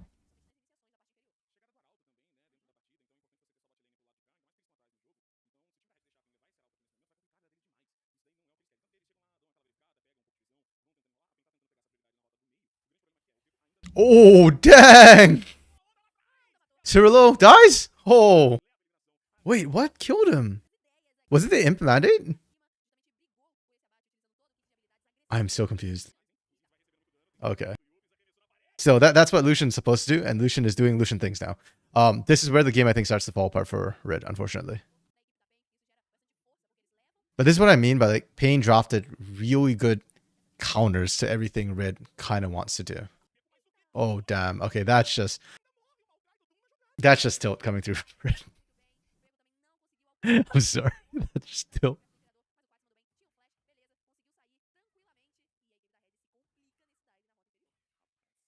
Yeah. Okay. This game's over.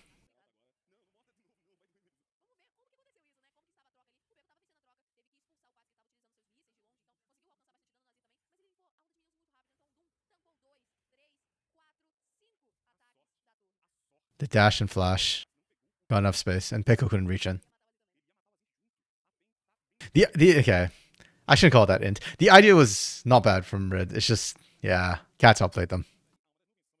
We are only 16, almost 17 minutes into the game. This game feels like it's over already. Hot damn. That's how big a lead Pain got just out of laning phase. Gigs. Unfortunate. But they can keep going. They don't have to back out on this. Okay. That's probably the safer call, honestly. Just back out there. With Gigs dead. Oh, Peko, we cannot be doing this. That's the second Emperor's Divide. The first one you can excuse that, okay, Cat's flashed out. But this second one, like, sure, Youp's also flashed, but like that's just not okay, man. That's twice Peko. You screwed that up.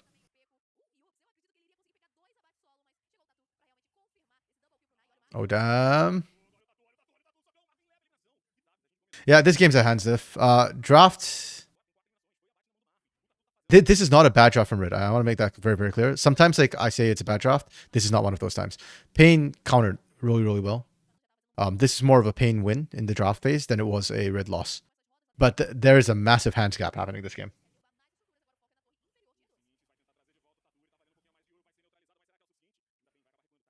Is that necessary? Probably not. Does it matter? Definitely not.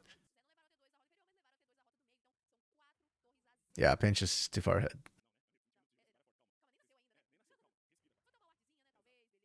Okay, I should be okay just filling my notes, right? I don't think we're going to see anything too crazy for next all.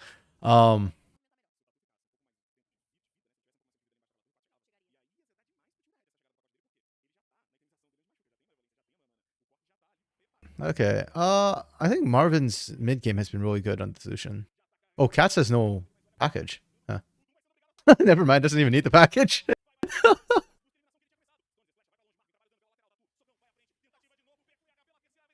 Yeah, I really like Marvin's positioning actually throughout this mid game so far.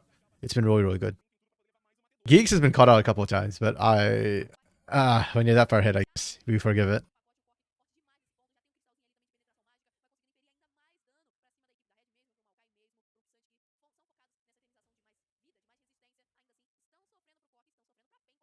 Okay, and then for red, it's right here.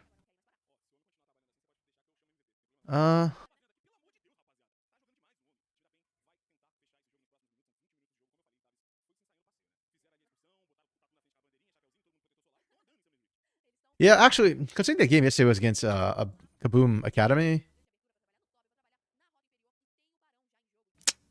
I don't think I can say that Red are a bad laning team because they're facing two of the top three teams, right?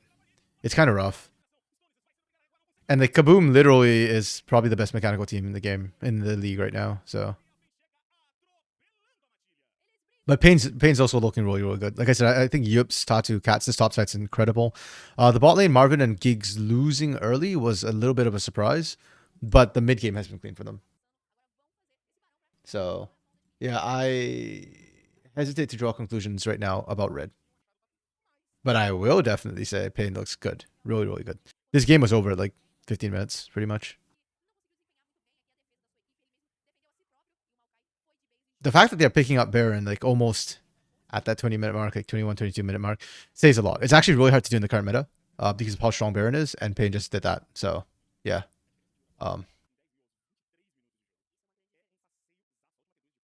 That's kind of GG.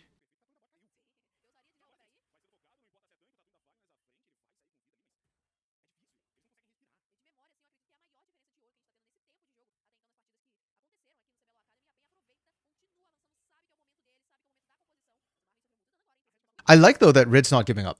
Rid is still firing back when and where they can.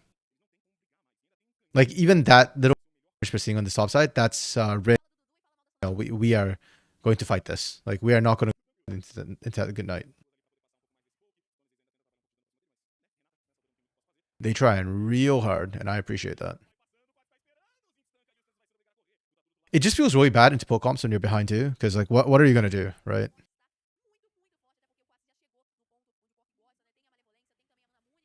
I think teams will quite quickly figure out. There's a reason why the Corki Azir handshake exists, or not handshake. The Corki Azir matchup exists. Yips. Yips. Oh, okay. Okay, Cats. That was a little cocky. Cats could have left. He could have just walked out that front door. He chose to stay.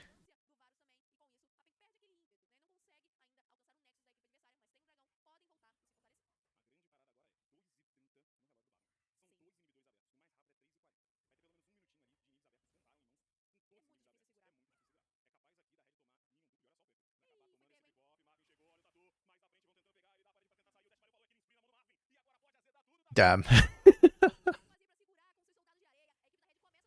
I need to be fair to Pico. There's like really no safety anywhere on the map anymore. Oh, they actually caught Cats. Ah, rip. Zinz? Nah, Zinz lives, but it doesn't matter.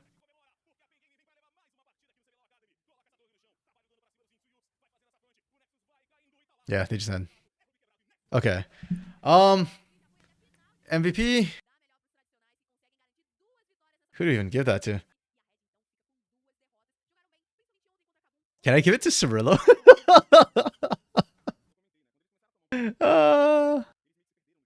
Yeah, I already broke down the draft. I don't think there's anything wrong with what. Okay. No, sorry. The one thing Red did wrong was not banning Corki. But beyond that, like, I think it's fine. Their draft was solid. I was okay with it. It's just really that Corki being open, that one little thing messes them up. And against a weaker team, maybe, but Pain is already a better team. So like giving them a champion who can do that just becomes a nightmare situation. Okay, MVP for me is either Yups or Tatu, I think. Yups got some nutty plays. That 1v2 situation was insane. And I think Tatu's early pressure was probably the biggest thing for me. Yeah. I think a lot of these junglers early game have been the biggest thing for me. The way they can apply pressure, the Lee Sins we've seen both the games before this have been. Cats will have nice numbers because he's a Corki. I mean, he played really well too, but yeah. If you pick like such a power pick in a good matchup, I feel like I tend to dock points in terms of my MVP vote, you know, because it's like, I expect you to win. If you don't win, then we got to talk. Oh, they give it to Tattoo again. See, another amazing headshot. They just don't miss, man. CBLOL. It's like probably a reference to Ratatouille. Because Ratatouille, I guess. That's really cool. Yeah, I like it. Yep, I vote this time. Because I do think he was like the most important player. Wait, where's my draft? We have. What are my thoughts on these two teams? Flamengo, I really like. I think this is actually probably one of the stronger CBLOL Academy teams. Goot's really good. Goot doesn't belong in Academy. He belongs in CBLOL. Steps and Bounty is really good too. I don't know if I'd say top 3, but definitely up there. Actually, I would say top 3. I'd take them over Marvin Giggs. I probably wouldn't take them over Skuro Crasdale and Mortius Tillis. I think those are the top 2 bot lanes. Oh, draft already came in. Damn, that was fast. As for Furia, Steiner, Nays, those are returning names. They did really well yesterday. So, I like them. Aikawa, Yuzent, and Zyno. Jury's still out on this. I am not completely sold on them yet. I need more tape. I think they had good individual mechanics at times. But okay. Let's take a look at what we got here. Drafting. Ooh, this is a different draft. We get an Akali ban against Blackie. Understandable, I guess. I think Blackie is actually really, really, really good. Ooh, but Nays opted for the LeBlanc first pick. Ballsy pick. I like LeBlanc in pro play. I like watching LeBlanc in pro play. I think she can do a lot. So that's interesting. Okay, so LeBlanc first pick. But you give her Emilio. I kind of don't like that we did this. I also kind of don't like that Flamengo went with the whole, like, Caitlyn ban on red side. Like, I already gave my thoughts on this. I think you banned Emilio if you want to do that. But they get their hands on the Emilio instead. Emilio, Oriana. Oriana into LeBlanc is actually a good matchup. So I'm fine with that. Like, you don't kill the LeBlanc, but LeBlanc also struggles to kill you. And you've got good wave clear. And you have good team fighting. So I'm okay with the Ori here. Good picks. And then we get Rumble, Xinjiao. Ooh, okay. That's an interesting one. I like Rumble in isolation. I like LeBlanc in isolation. I'm okay with Xinjiao in isolation. I kind of don't like them picked all together. Because there's no synergy. Maybe there's some synergy with Xinjiao and Rumble. Go for those sort of strong laning phase ganks, especially with something like an Oriana. But Xinjiao and Rumble have anti-synergy with their ult, so you have to be a bit careful with how those two interact.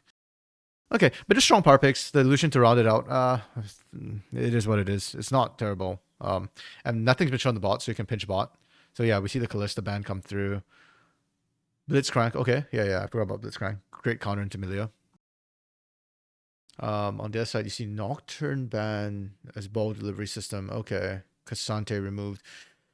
And Udia is just not a thing anymore. I'm okay with this. Okay. Yeah, that's fine. And by the way, like, this is not a bad, terrible thing to have because they rounded it out after. I like the Nautilus Varus. That gives you the AoE you need to set up the Rumble, unlike yesterday when we saw the Rumble jungle with 0 setup. Except for the Camille top. So I'm okay with this. Aatrox and Vi. Okay, yeah, I like Vi into like mobile champions like LeBlanc because point and click, what you're gonna do, you can't run. Who do I think won draft here? I don't think anybody won draft. I think Flamengo's early game is going to be strong on the bot side, Lucian Milio. But as we've seen, Varus can kind of answer that. The Nautilus is a little bit risky to me with the Milio there, but playable. Not terrible. Rumble is going to dominate top side. LeBlanc into Oriana is kind of a wash. I think Oriana has a slight edge.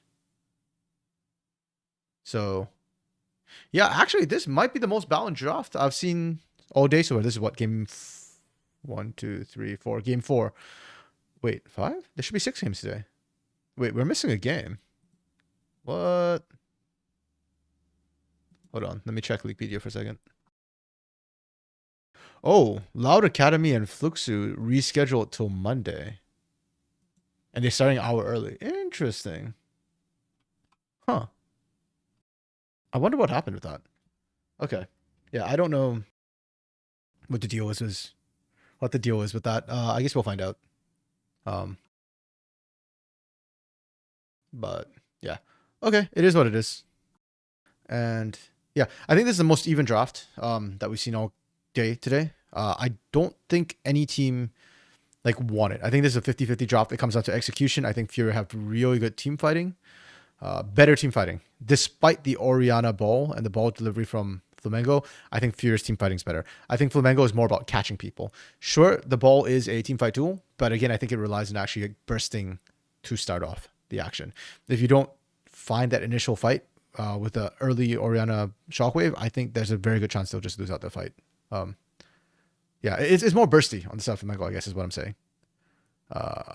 Ironically, though the LeBlanc rumbles on the other team. Yeah. But on the bright side for Flamengo, there's not like true tanks on Furia, so that shockwave could literally turn the game. It comes down to Blackie for me on Flamengo. If not, it's kind of 50-50, just different win cons. That's cool. That's cool. I like that. I like that. Good, strong draft from red side, which is something that we aren't seeing a lot of right now. We're seeing a lot of reactive drafts on red side. This is not like the super most reactive draft, but it's solid. I like it. So this game, I think, will come down to execution. And nameplates on, I think I like Flamengo's roster a little bit more. Like I mentioned, I think Goot, Blackie are incredibly strong. I think Steps and Bounty are a good, solid bot lane. I am not sold on Aikawa and Yuzent just yet. The only place I'm unsure of for Flamengo's top side, Nin. And that's not because Nin's doing badly. It's more just that Nin doesn't have a chance to show off with the rest of this roster yet. It's kind of like Dioj for Kaboom, right? Like, last bit, I thought Dioj was the best mid laner. Hold up. Okay, nice and easy. Nice and easy kill on Blackie. Yeah, that was just Blackie overextending a lot. Because it doesn't matter where the enemy jungler starts. Like, at that point, they will be somewhere around mid, right? Like, they're in the middle of transitioning. If you're playing up that far, the jungler's going to just swing by mid. Blackie, small mistake. Yeah, but I was saying, like, Nin is in a similar situation to Dioj on Kaboom Academy, where the rest of your team are all-stars as well. So it's harder for you to get your chance to shine.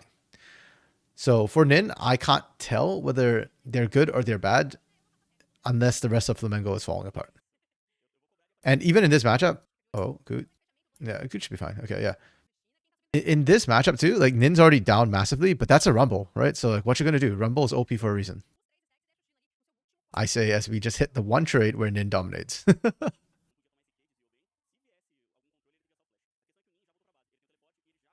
Ooh, that was close. I actually don't know if Nin wants that to land because I almost feel like if Zyno turns around with Ignite, like maybe could win that. It gets kind of dicey. And Nin already blew teleport, so it's not like you get the teleport advantage if you trade 1-for-1 there. Oh, Ignite just got used by Zyno and Flash. Okay. Nice from Nin. Very nice.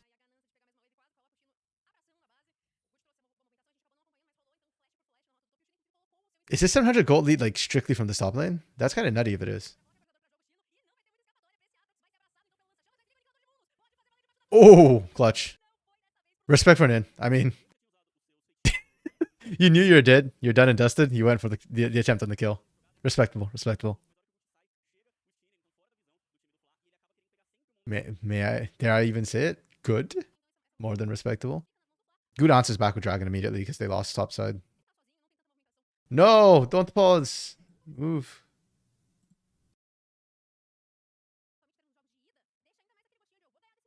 Oh, damn, it's a long pause too.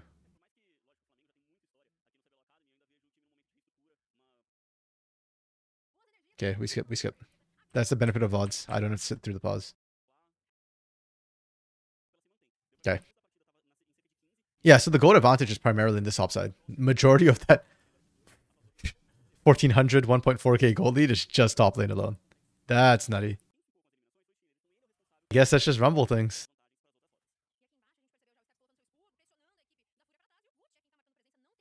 I mean, you still need to, yeah, like what the costs were saying. You have to like snowball or distribute the gold to the other lanes. Also, just play around equalizer, I guess. I mean, your other lanes are doing fine, so you're okay with that. Akawa also running Hail Blades. We're not seeing any Varus trying to play hero today and say like, hey, I'll go for scaling. They're all picking lane to try and match. I actually prefer that. I've seen too many players like try and act cute and then screw up. Oh, wow. Okay, Steiner actually full based. Did Nin see him transitioning, maybe?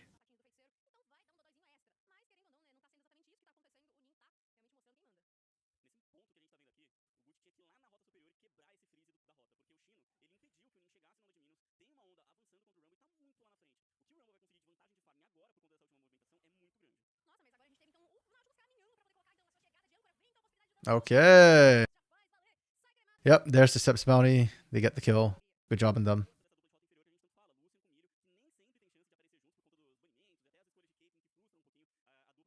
Oh, that's actually the first kill Flamengo got. Dang.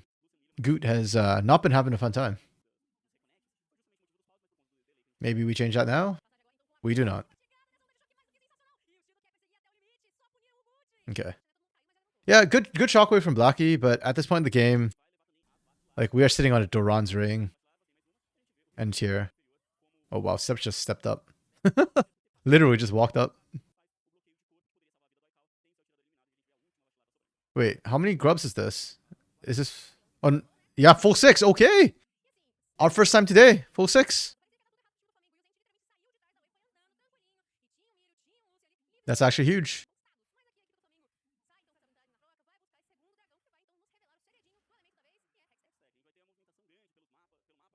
Yeah, I know that teams have been prioritizing Dragon a little bit more, but I think a large part of that was because the Void Grubs by themselves, if you do 4 for 2, it's only like,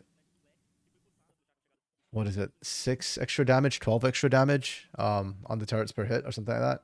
It's a really small number because, yeah, I mean, you got some Void Grubs in your own pocket as well. And it's so easy to just deny it by taking 1 grub from each spawn. We're seeing top laners do that, just run by, take 1, and then base, so that you don't have to deal with the shields. We've seen junglers just kind of drive by and do that when they think that, hey, we're not going to get that, or we're not going to focus on that grub prio. But I think when you get all 6 grubs, they are worth sacking 2 dragons if you can get all 6. So in this case, like if you're getting that, could be key. Could be key. We'll see how it goes. Zyno's kind of lost that massive gold lead that he had. If he still had that and he was a split pusher, then I'd say like that is absolutely huge. But even here, already, right? Like anytime you leave a turret, get ready to lose a plate. Oh, 10 seconds left. Not many plates left to take, to be fair.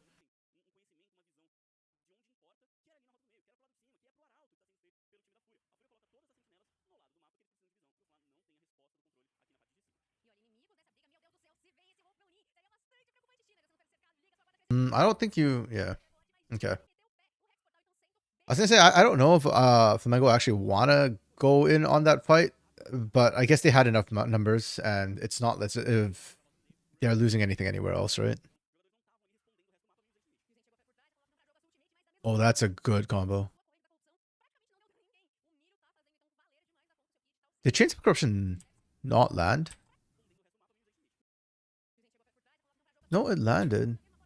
Well, I guess because Good was an animation, so like it didn't... Half of the Chains of Corruption stun status kind of got wasted because C-Synthesis just ignores CC anyways. Unfortunate. But they saved the turret, and I think that's the important thing for Aikawa and Uzent. There's not plates or anything to lose anyways, so that's success of Furia. I really actually like what both teams have done in terms of how they played. Because Furia had that topside lead, they've been playing to that top side of the map, right? They've got a Stranglehold there. They got all 6 grubs. They got Herald. As for Flamengo, because they lost out the topside control, because it was a Rumble, Good has been focusing on the Dragon instead and on the bot lane. So, needed to. It's actually how they ought to, which is really good for them. The big problem for me is the next team fight and the fact that early team fights tend to be Rumble dominated. I've said before in draft, I think a lot of this game is going to be on Blackie. So, yeah. Blackie versus Zyno, I guess, for me, is how I think the early game team fights are going to go. Later on, LeBlanc is going to be bigger. And Aatrox will be bigger, but I don't think Aatrox will have as much fun, unfortunately. It's harder to position. Wait, is Furia seeding this completely? No shot. No good.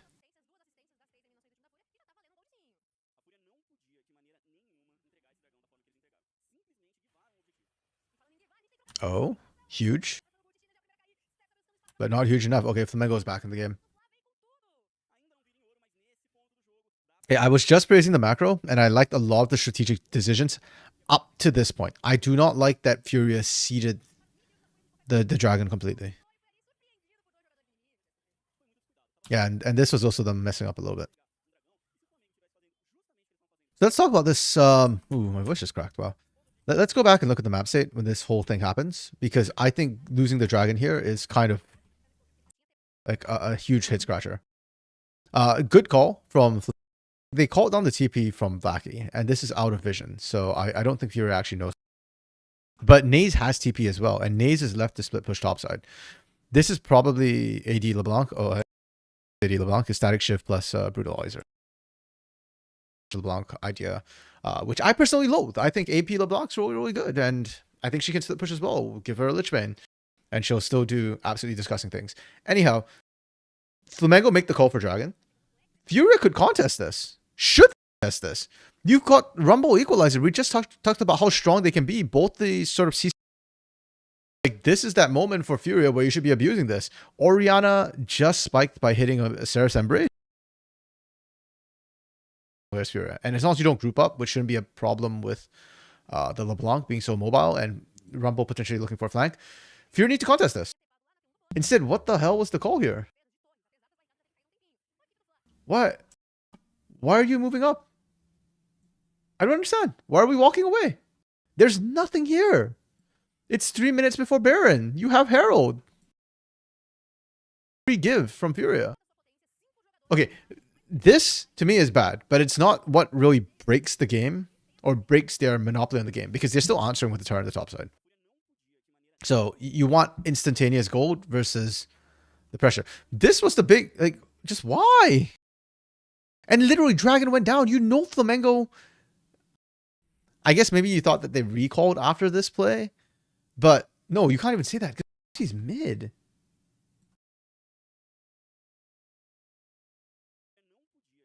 How many people show on that mid? So you maybe thought that, okay, they took Dragon and then they base, right? But no. You literally see 3 members. You see everybody but Nin and Goot. Yeah, so that's just...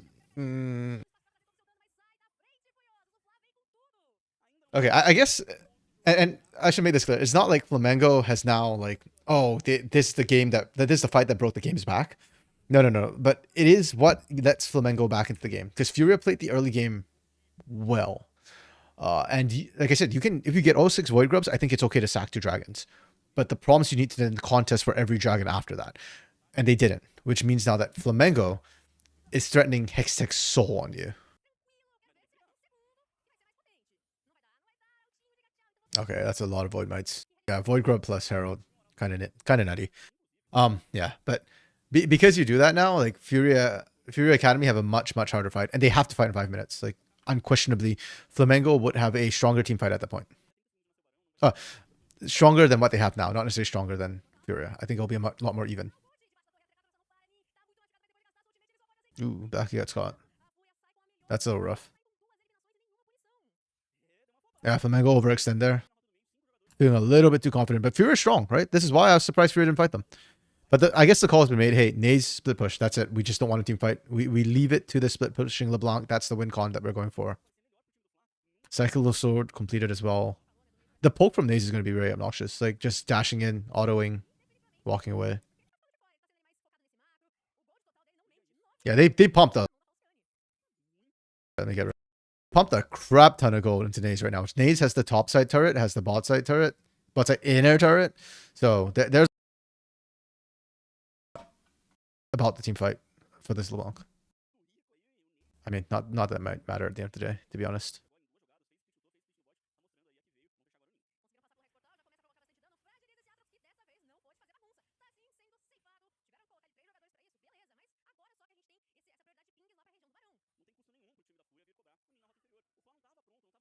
Okay, yeah, Flamengo kind of walked into that. Oh shoot! Sorry, misclick. Went deaf. I was just trying to move subs.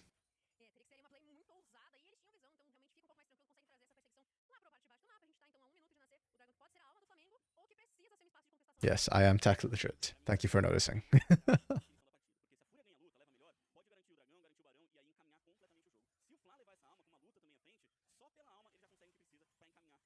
Okay, one thing I kind of touch on draft is, of course, like if you go Hill Blades Varus, it's often lethality Varus, and his poke's going to be good. There's no true tank on the side of Flamengo. The reason why I kind of didn't address that is because Flamengo can easily pull the trigger with the Vi combo anyways. So I don't know how effective or how much poke Aikawa will actually get to put down in these standoffs. Oh, that's huge. That's great. Oh, Nin's turning it around though. Damn.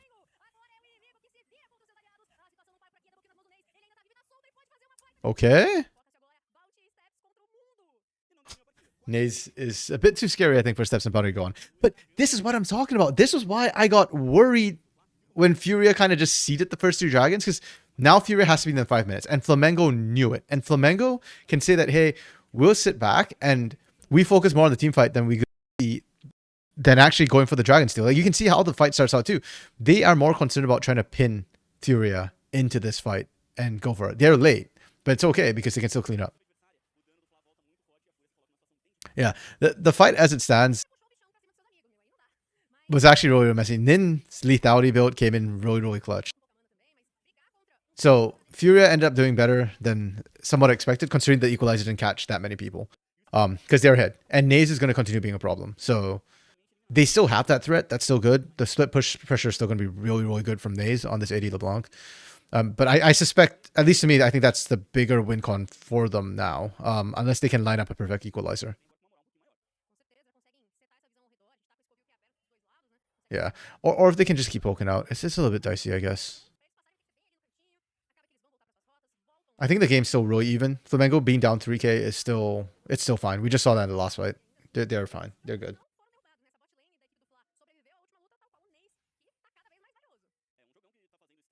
Flamengo would probably just need to play passive till they can get that Hex Tech Soul. Baron's bait for both these teams right now. I don't think either of them can take it that fast. It's not Blade of the Ruin King Varus. And it's not like Kraken Slayer Lucian, so if anything, and both these teams can actually team fight very effectively, so Dragon could be bait. I think that's Territorial Baron. I didn't pay attention. Oh, Shockwave did nothing. The tanks are too tanky. Okay, why are we doing that? Naze is still flanking, by the way. What are we doing? Oh my goodness. Wait. I need to slow this down because this is just such a weird series of events. Okay, this is fine, right? Like Furious just warding, they get caught. That Shockwave did nothing. What are we saying? Oh, Crypt Bloom. Okay, that's why. We've got very little AP here. I know a lot of mid laners have been saying that Crypt Bloom is good. I will argue that I would say it is not necessarily good. It is. Or just a lot of items in general. So having ability haste, get the ult back up more often. But I would not say that it is actually a good item. And so you can see the damage is not there against the two tanks. It does nothing. And this is why I get so puzzled. We are seriously burning this on Steiner, who still has Crescent Guard, by the way. Like, the Crescent Guard is what kind of messes everything up. Because now Crescent Guard comes down. Like, where's the damage coming out from? Goot doesn't have enough on their own. There's no more Shockwave to follow up. Yeah, this was questionable by Goot. And this is a series of comedic events. Because after this, like, Naze comes in. Where's Naze? Naze is on the flank, comes in. There's backline threat. Nin's here. At this point, Furia is happy to keep facing off, and they have vision in this area, so that will get them vision of this. So they're happy to. Flamengo just need to disengage. But because Nin used the TP and found Aikawa, they're just like, oh, we go in with this. And now Flamengo's in trouble. You killed Aikawa, that's really, really good. But you're kind of low, and Blackie Steps and Bounty are all really, really, really squishy. Naze is probably going to one-shot Bounty and can really hurt. Oh, Bounty goes so deep here. Like, if you stick together, you get out, right? Like, as I don't know. It gets so dicey here. It's such a weird fight that happened.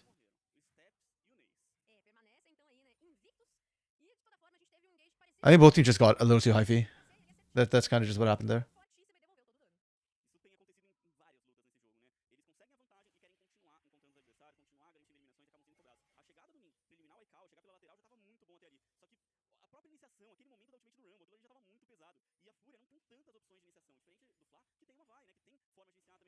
Yeah, I think GSTV, what he's saying here is right. Like the teams are just a bit too hungry to try and push their leads. I think partially that's because of how balanced the comps are. Like these leads matter, but you're just trying too hard. Oh wait, what? Why? What are we? Nin, I'm crying here.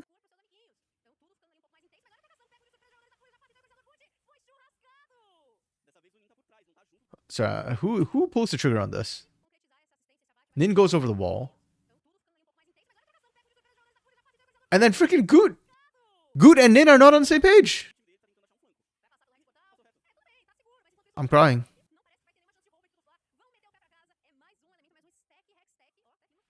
Wait, what happened to my captions? My captions are gone. Okay, yeah. Let me go through this game. Yeah, it's territorial Baron. Okay.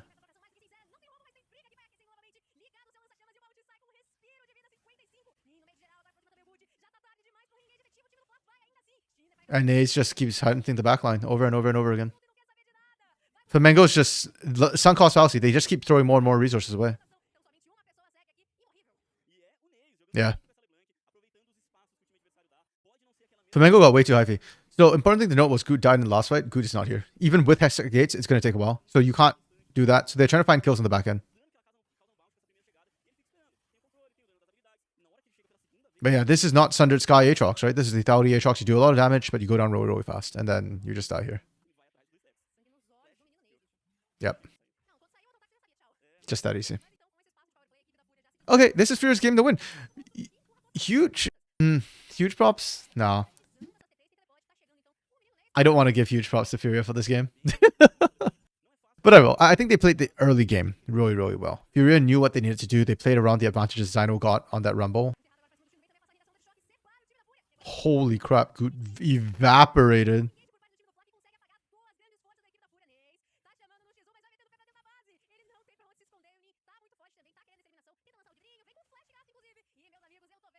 Okay. I'm gonna be honest, Furia kind of misplayed that a little bit, but that's okay. They had a big enough lead that they're still fine and in this game right now. I wanted to praise them. I swear. I was trying to praise the teams. I was trying to give, you know, like, yeah. But the teams just don't want me to praise them, I guess. They're just saying, no, RMC. Not today. I am big sad. Okay, so let me talk about what I wanted to praise. Was Furia's early game I thought was played out really, really well. They played to that top side strength, really, really good. I thought Flamengo played the early game pretty well as well, going with the bot side, saying, okay, you get grubs, we get dragons.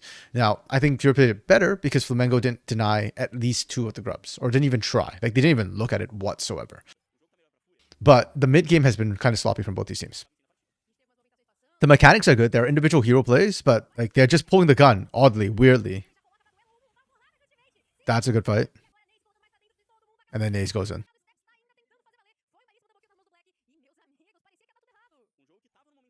Yeah, actually, I want to replay this fight because I feel like this is what I'm talking about, right? When I'm saying that their mid-game fights are questionable. I don't know what they're... It just feels like they're getting really hyphy and they're just like pulling the trigger. So Naze gets the poke onto steps and then they go onto Nin thinking that, hey, we've pushed them all off. Good. This part is good. It's great. I like the decision. I like the call. And then you kind of put them in and you put the equalizer down, right? This is really, really good. Again, I like this from Furia.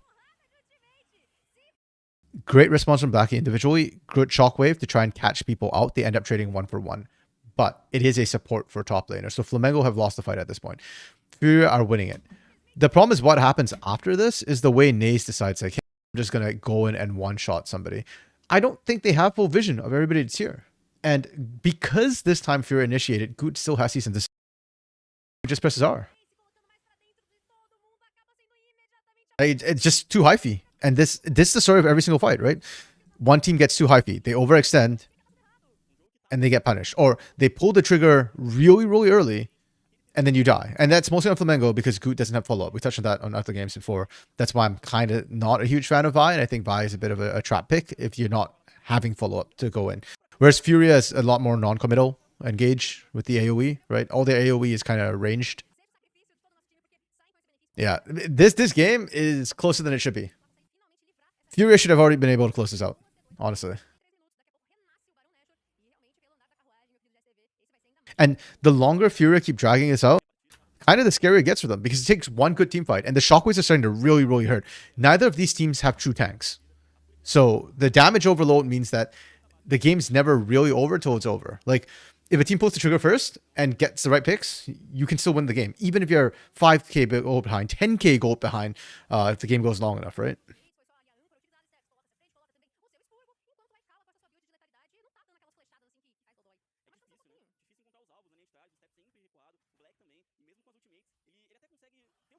Yeah, and then looks kind of tanky, but doesn't have the resistances to back it up. Yeah, Goot goes in, Goot dies.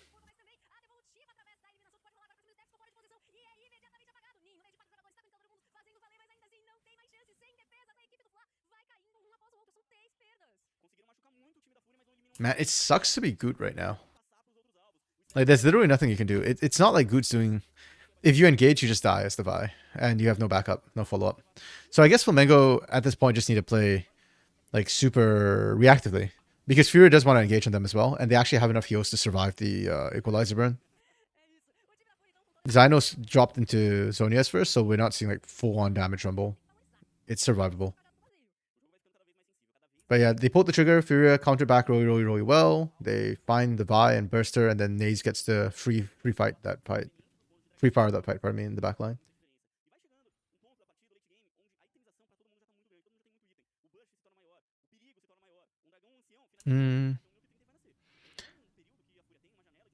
Yeah.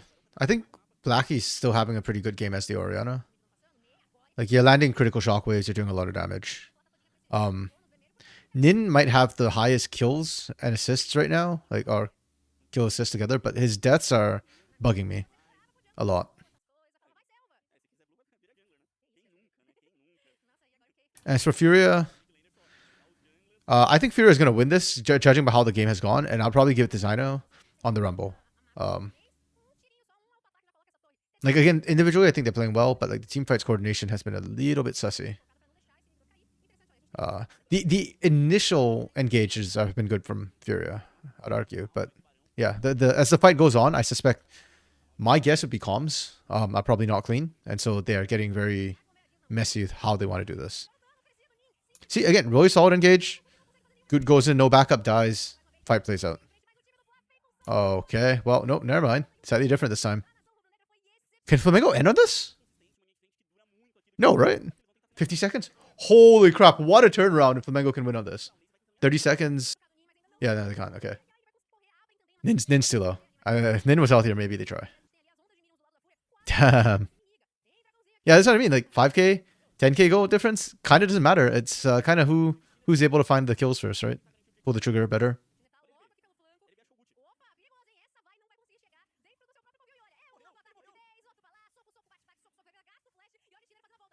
Ooh.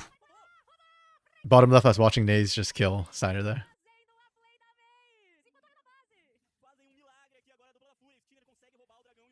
No,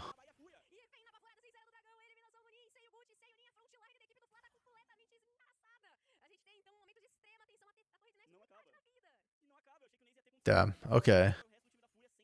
And the steal away. I am crying in the club right now. This game is wild. It is. The fact that Furious stole that Elder, man. This game just wilded. I don't know. I don't know where we're going with this. I mean, both teams are scrappy. You can't deny that. They're definitely fighting, but they're just sloppy AF towards the end of these fights. It makes for a fun viewing experience. Because you don't really know who's going to win. And like every fight's so tension filled right now. Like even here, like I'm not sure if Flamengo and Fury were to fight, who's going to walk away with this one.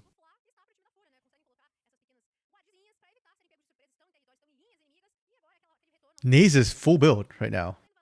So is Blackie. We are... Yeah, gold does not matter anymore in this game.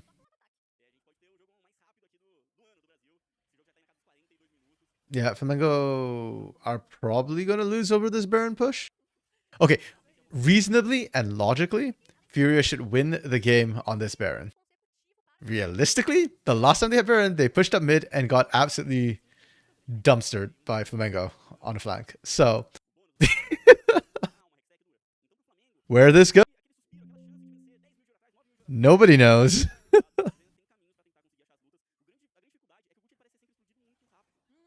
Oh, we have Dragon Timers this game. Nice. 2.5 minutes. So the Baron push should be only for Baron, pretty much. For structures, pardon me.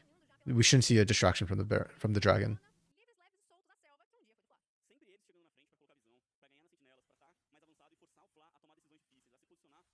If this was AP LeBlanc, I think this game would have actually ended by now.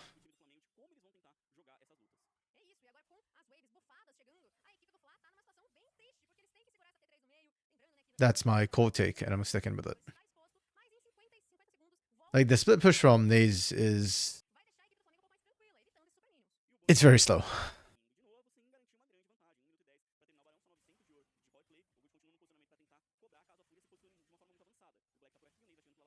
Yeah, you can see the poke's not... Like, I think AP would actually hit a bit harder with the poke. Goot is just straight chilling in that side right now. Goot's not getting experience, by the way, by sitting in that bush, and it's only level 15, so not ideal. I almost want to see like a Zonia's or Seeker's Arm Guard on Goot right now, actually. Just for the stasis effect, so that when you engage, you can still survive the initial engage. You draw out so much if you had that.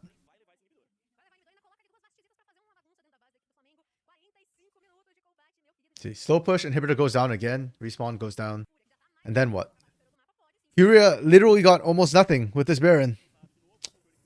I guess they got position Elder, and they were waiting for Elder to take this. This is what I said. Like I would have expected them. They should have won on the Baron. One last fight. Let's go. Oh, that equalizer did way more than I thought. They got pinned against the wall for that one. Doesn't matter though. Elder's tanky enough. Smite fight. Smite fight. Smite fight. Smite fight. Steiner wins. Furia wins.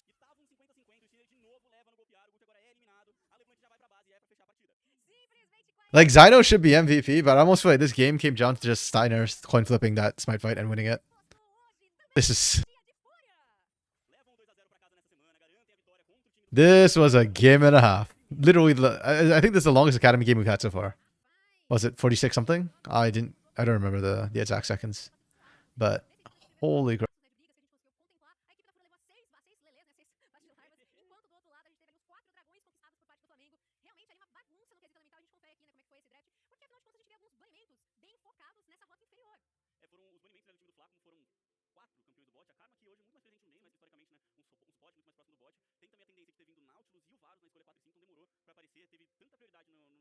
No, I don't think sloppy's the right word. Like, over-aggression? Hey, sneezes. Steel caps into Rumble. Yeah, that was kind of sussy. But here's the thing. Like, despite going steel caps into Rumble, Nin, the Aatrox, actually didn't do that badly. And I actually am okay with it. Because that wasn't AD LeBlanc. And Lethality Varus. You weren't going to look to split push against the Rumble anyways. You're going to end up split pushing into a AD LeBlanc. So, because of that, I actually don't hate what the Aatrox did, what Nin ended up doing. He already got done in lane anyway. And they got off lane pretty fast, so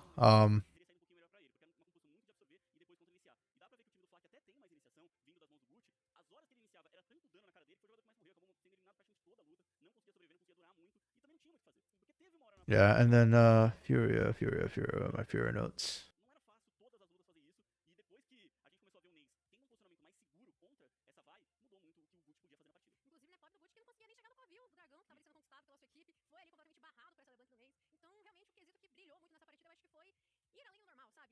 I'm trying to figure out what do I think about where did things go wrong?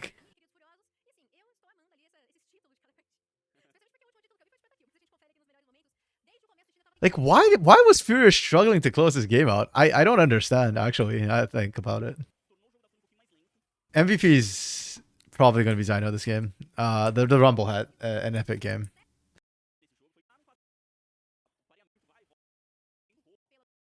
Show me the damage charts. There we go.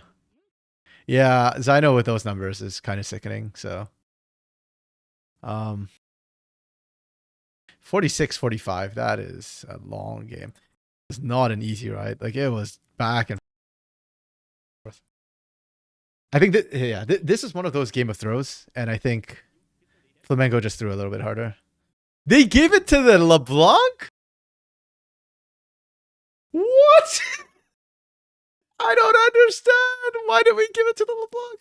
It's an 80 LeBlanc. It's toxic. Flush it. Extinguish it. Exterminate it. It's a pest.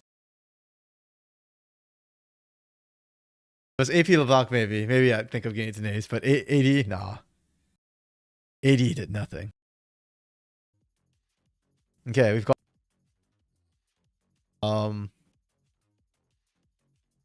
let me see. Los Grandes versus Liberty. Oh yeah, a lot of players I'm not familiar with. I think I favor Liberty's nameplates.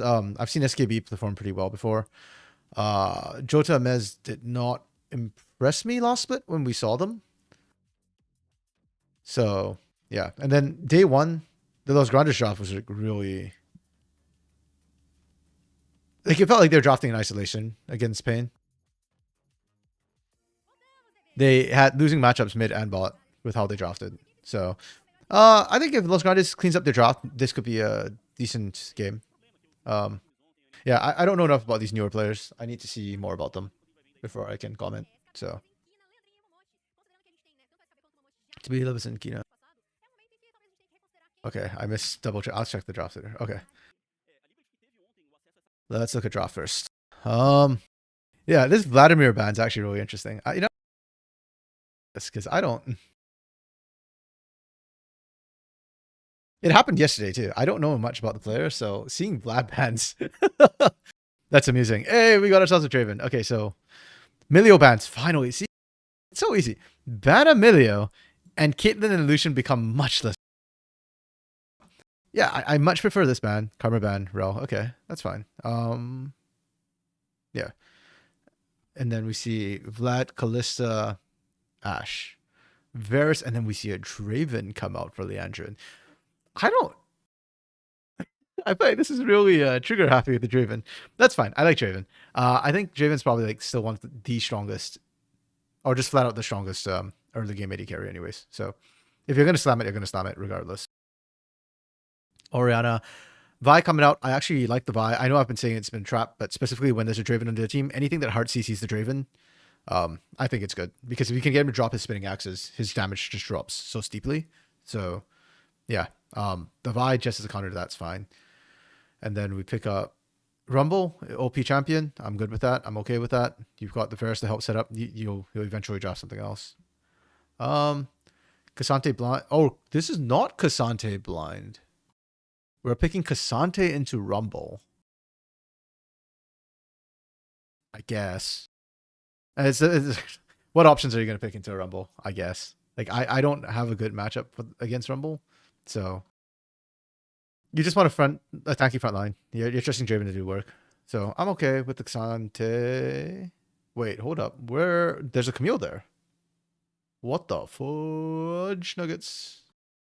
I'm very confused with the drop right now. Hold on. Okay. We ban Azir Akali mid against the Ori. I'm okay with that. Camille support season? Is that a thing? Okay.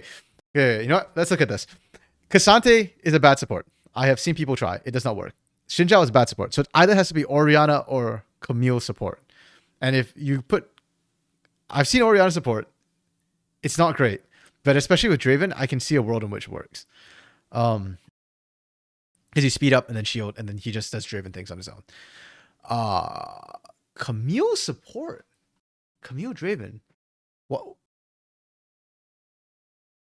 Like, what does Camille bring as a support? She's got a mini knockup, and she's got the Hextech Ultimatum lockdown. And I guess Draven's going to do Draven things anyway, so like you don't really need like a hard support. Same idea as Oriana. But then if Oriana support, then that's Cassante mid with Xin Zhao jungle and Camille top. This cannot be your top side. That is all AD. If this is your top side, you're dead. You're done.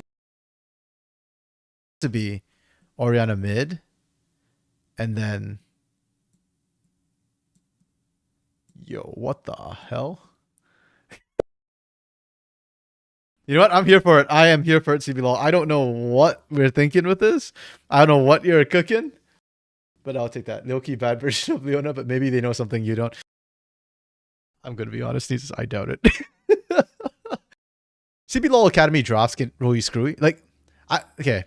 So not to like rag on the coaches in CBLOL. I think the coaches in CBLOL don't necessarily focus on draft. I think they focus on other things. The drops get really screwy in Academy. So, yeah. Leona is open. I would much prefer Leona. I think Leona is great with Draven. And then Yone to come out for Los Grandes. I'm good with that. It follows up great with Rakan, with Varus, and sets up for Rumble. Also, it lets Rumble focus on his AP damage. You've heard of Camille's support this season, but you haven't looked at it too much. Okay. That is more than I've heard, because I do not know anything about this. I've not heard any sort of rumors, mumblings, anything about Camille support. So, like I said, I am here for wild, wacky picks. I actually really enjoy them. And yeah, maybe this game we learn how it works. Oh, whoa, I missed the kill already. We're kidding, right? Okay, oh, it's an invade. And they just get caught. No, not the Camille support! Not like this! Oh yeah, okay, Hail Blades. Right, that makes sense. You spike the 3 auto Q auto sort of thing. Okay. Sad that it died right away, because I actually... I think that might screw over the lane for Draven Camille. I don't know how the Camille support works. I want to watch it. But if you died first and you're late to lane... Okay. Maybe it'll still work. I don't know if Momoshi missed some XP. Oh, but they're just camping this because it's a Draven lane. Oh, wow. They're doing the deeps. Holy crap. Just Draven things. Think of her as Pyke. She will play like Pyke. Okay. But Pyke distributes gold. So just pick Pyke. No? Yeah, I guess the problem is like kind of what you said, like with the Leona, the whole Leona situation. She's just like a poor man's Leona or poor man's Pyke, I guess. Yeah, that huge wave because the Android and Momoshi just like pushed in. And empty or contested empty and Konseki on the early wave, so they couldn't even push out. They couldn't trim the wave. Oh, this is actually our first lethal tempo Varus all day today. All the other Varuses were running Hail of Blades for better laning. So yeah, it's even worse for MT and Koseki to try and actually step up and deal with this wave.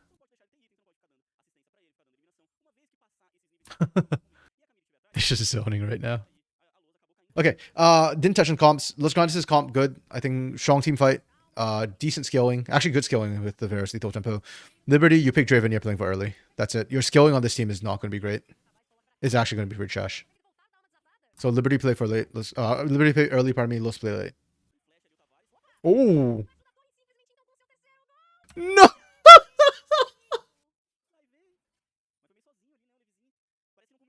Limit testing was a failure. I appreciate the sentiment. Tavares will appreciate the kill. Oh, what the f... Oh, level 6. Ooh, I did not catch that. He was going to take up to level 6. And neither did Tavares. Good start from Liberty. I mean, yeah, he kind of fed over a kill, but that's okay. We can take those. Grub for Dragon Trade.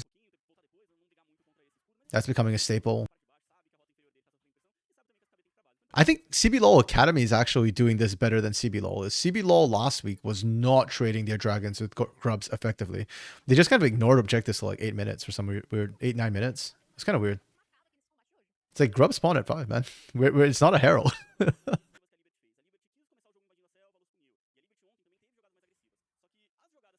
Oh wait, we looked away from bot lane, and Empty and Konseki have actually realized the CS here. Like, you're still slightly behind because there's a mass wave that's pushing into Leandrin. But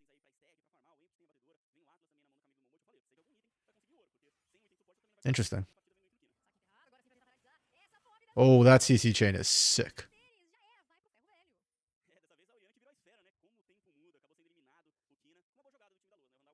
Okay. Yeah, I think mid's going to be in trouble. And top's going to be in trouble for Liberty. Because they picked an early-ish game comp. Like, I don't think Asante scales terribly well. I think Yone will outscale the Orianna. I'm sure Varus will outscale the Draven Camille. But your only winning lane is actually this bot lane. These two are going to lose. So, actually, is not great.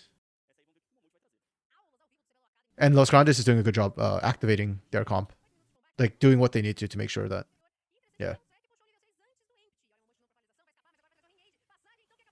Oh, damn. The hell? Okay, I'm not casting, so I can say this right now. This looks doomed.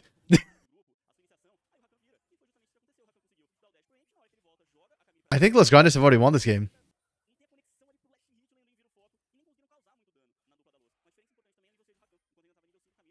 Yeah, because Liberty needs to play for early. And they're starting to lose. You know what? They can still turn this. They can still turn this. Leveson needs to be more active, I think. Right now, the Xin Zhao hasn't successfully gotten ganks off. They're getting outpaced by the Vi. That's a problem.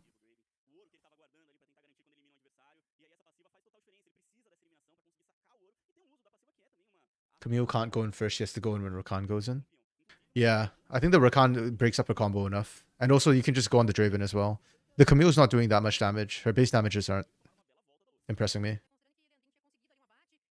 But that's the thing, right? Like, Camille's base damage is okay. With Hail of Blades, you get the combo off. It's like a big burst of damage. But I feel like if you went with Pyke or something, it'd be better. Holy crap. Good dive, good dive.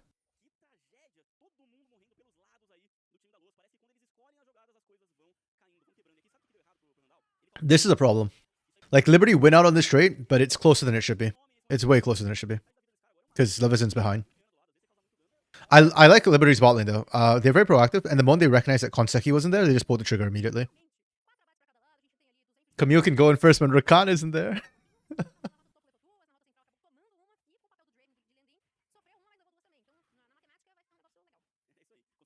Okay, Camille is 6. I assume that's when the Camille starts to really become a big threat with the ultimate. Maybe I'm wrong. Like I said, I don't really understand this matchup. But I expect them to be more proactive now that they have ult, I guess? Question mark? Oh, they built Hubris on Draven. I actually love that. It's such a perfect item for that jam. Freaking rest in pieces, man.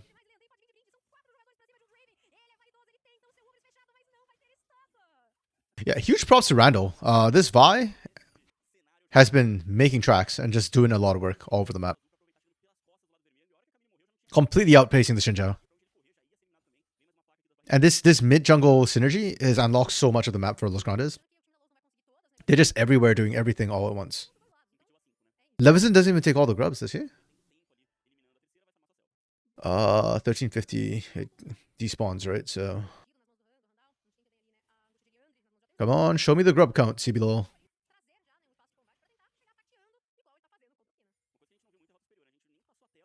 Oh, that's weird. Usually they show the grub count in CBLOL at 14 minutes or when the second set of grubs got taken. But they didn't this game. Oh well.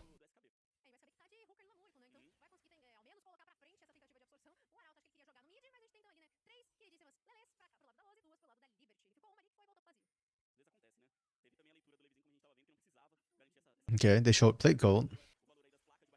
Really even. Despite the fact that turret actually went down in favor of Los Grandes. Oh? Oh. Finally rumbles in something.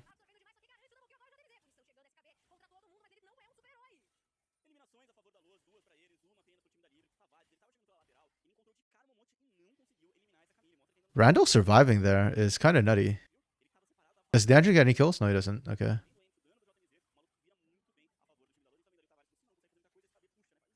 Yeah. Yeah, I think the window for Liberty is actually kind of closed right now. Now I think you wait for 2-item power spike, where maybe Oriana Shockwave can catch people. If not, I don't think you win a fight. Leandrin's damage is not high enough, and I don't know if they've gotten any statues. Like, I like the idea of the hubris on a snowball champion like Draven. You're gonna try and snowball super hard anyways, but yeah, if you don't get any kills, the mid game gets a little bit dicey. Oh, good combo, good try. They don't get the kill, but they'll get a dragon prio instead for it.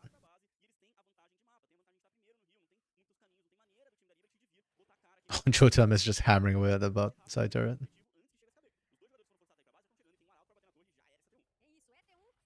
Okay. We go again. Nice. Oh, the engine died again without getting a kill. And they have no consistent damage.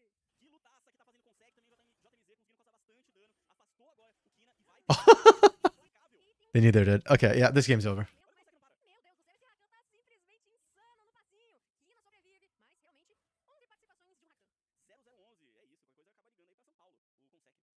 The Yone, Vi, Rumble, like this of the map for Los Grandes is basically just online at this point. Like their numbers are good. And that means Liberty can't do anything. SKB can't hold them long enough. Levezin is too squishy. And every time we're seeing the engine step up to do anything, yep, this happens. Like they just get punished immediately. If they try and commit to the fight, they die. And the moment the engines did, the sustained damage from Liberty.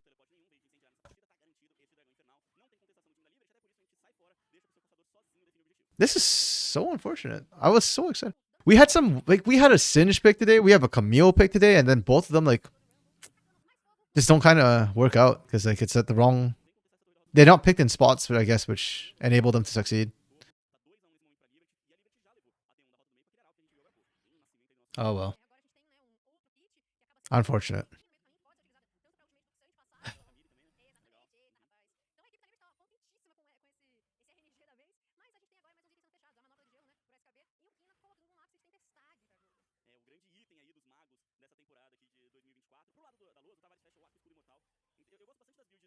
I think Los Grandes just play for objectives right now. Like every objective fight they go for, and maybe look for picks and pressure. They can just play standard with an emphasis on objectives.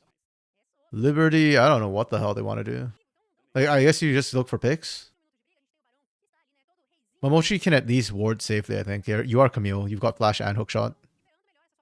So yeah, I think it's a vision war for the next little while.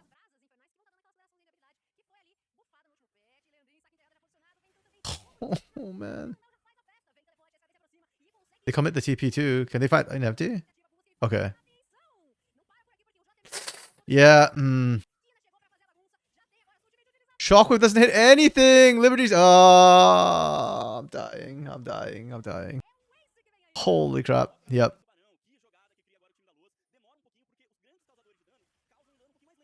Like, we traded 80 carry for 80 carry. That's fine. The engine should not be on their own in the first place. Like, if you're fed as a Draven, maybe you can. And even then, you're still an 80 carry. You shouldn't be on your own. Pushed up this far. There's no turrets in the freaking mid lane. Then after that, like, Liberty going for empty is probably not a bad choice. But the problem isn't fed. Empty's not the carry. The carry is Jota, Mez, and Tavares right now. Like, this Yone is fully activated. And this Rumble is not in a poor spot either, even without ult. Yeah, anything that happens from now doesn't matter. The wallets are too big for Los Grandes. Liberty can't kill all the threats fast enough.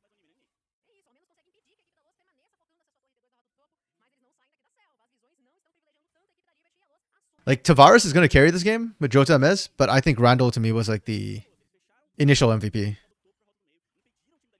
Maybe Konseki. Like, either support or jungle. The early game advantages they got the team was just too much, and they just snowballed from there. And I think Liberty just horrifically has misplayed this game. The Draven Camille was cute, but it really didn't work out. And Levizin's a problem. Like, the way Levizin played made me very sad.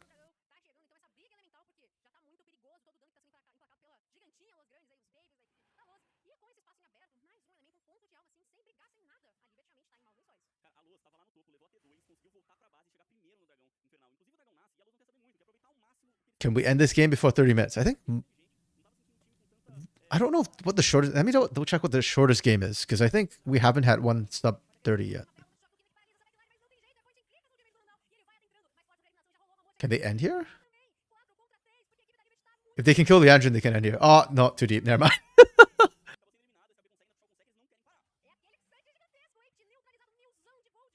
Oh, damn. Okay, Los Grandes got a bit greedy. But, you know what? I'm with them. I was thinking if they get the kills, they can end. Oh, no, we did have shorter. Okay, Liberty versus Furia was 26-52. Okay.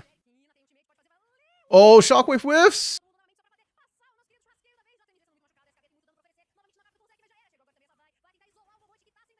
Tavares has respawned?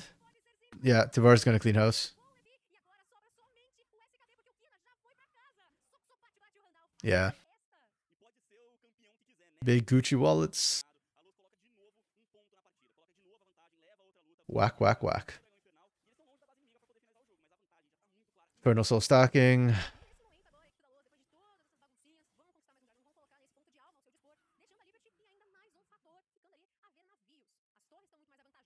Draven's probably my favorite Brazilian champ. Hubris is probably one of my favorite items in the new patch.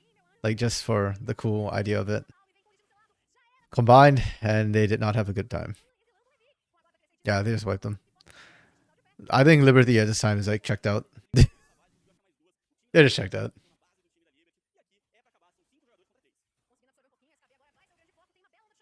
Oh, good dodge on the shockwave.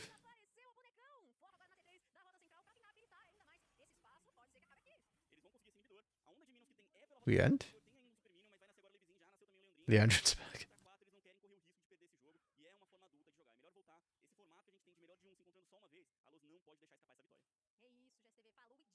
Are we just falling back to Baron?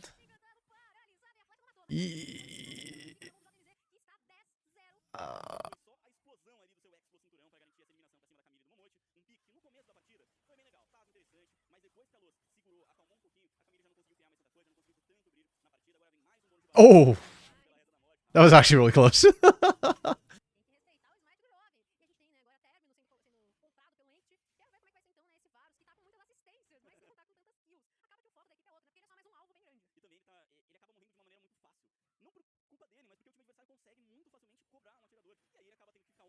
It's the final countdown. Oh, we're seriously playing this by the books. We're going for the last remaining inhibitor.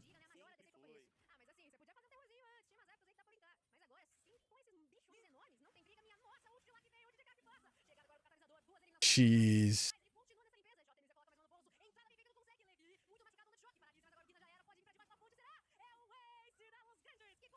The Draven statues. Statues. How do they decide what goes where? Okay,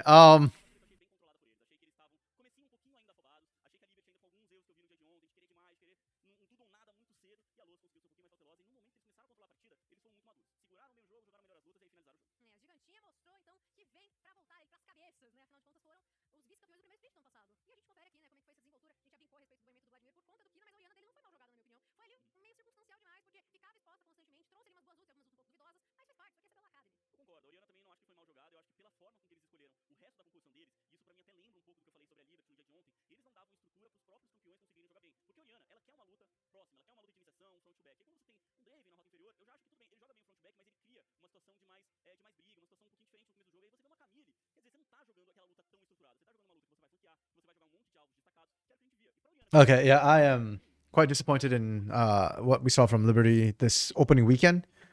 Their drafts have been kind of sus. It feels like they're just playing what feels good for them. And yeah, it hasn't really worked out. So it's kind of like meh. And then as for Los Grandes Academy, they looked okay in terms of execution, but their draft was like really hard to play. Randall did not look good against Pain Academy and got absolutely run over. But here in game 2, Randall looked much better. Jota and Mez has actually looked pretty decent in both their games. So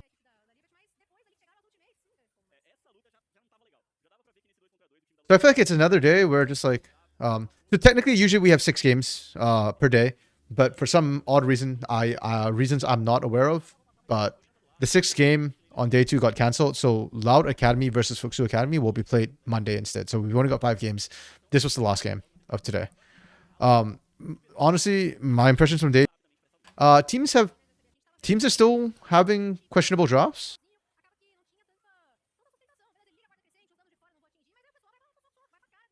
I'm still not seeing the new names as much really pop off. Like I'm not. Jota Amez is a returning player. Did play a little bit in CBLOL Academy last split as well. Tavares had a good game. Randall had a good game this game, but it's also like it's hard for me to say like they're the ones popping off. They're the ones winning the game when the opposition like Levizen is just like absent at MIA in the beginning of the game. It's like you're playing against. He's playing PvE, you're playing PvP, right? Like, you don't have an opponent.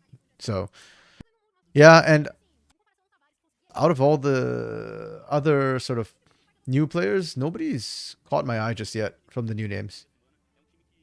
It will be what it be. I want to give it to Randall. I really do. Tavares didn't do as much damage as I thought he would, actually. So, yeah, I give MVP to Randall.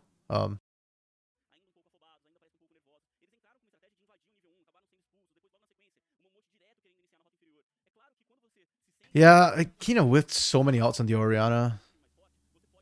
It's kind of sus. Yeah. So yeah, day 2 felt like an extension of game 1.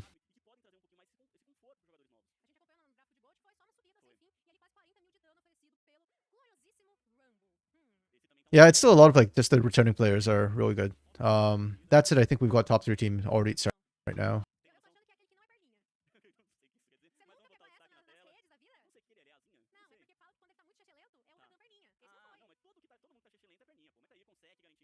Right, yeah.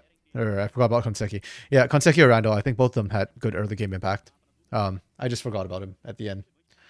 And hey, maybe the Camille pick, we didn't get to see anything about it because Konseki was so good in lane. Because I know Sneezes, you're saying that like Camille can't go in first just to wait for Rakan. And so if that's like on the Rakan, then hey, yeah. Props to Konseki for doing that. So.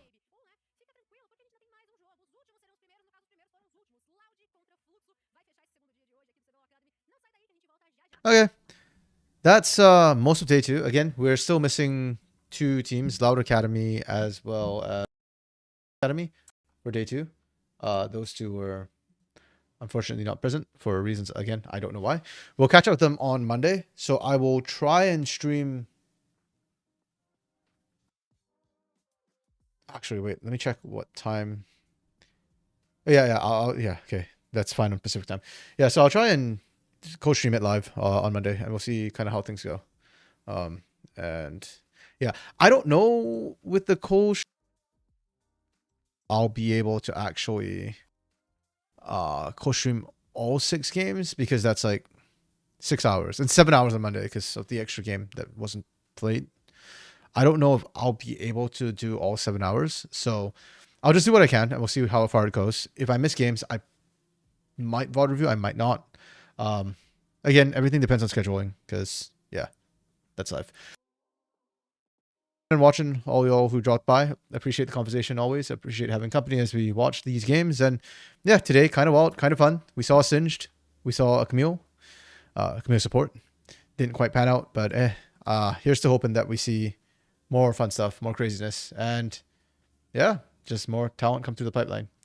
But that's it for me. That's it for today. I'll see y'all next week, Monday, or CBLOL English this weekend as well. Don't forget, week 4 is coming through, and I believe the podcast Gringos Liberados will drop either today or tomorrow as well over on the CBLOL English channel. So go check that out. But for now, peace. Bye-bye.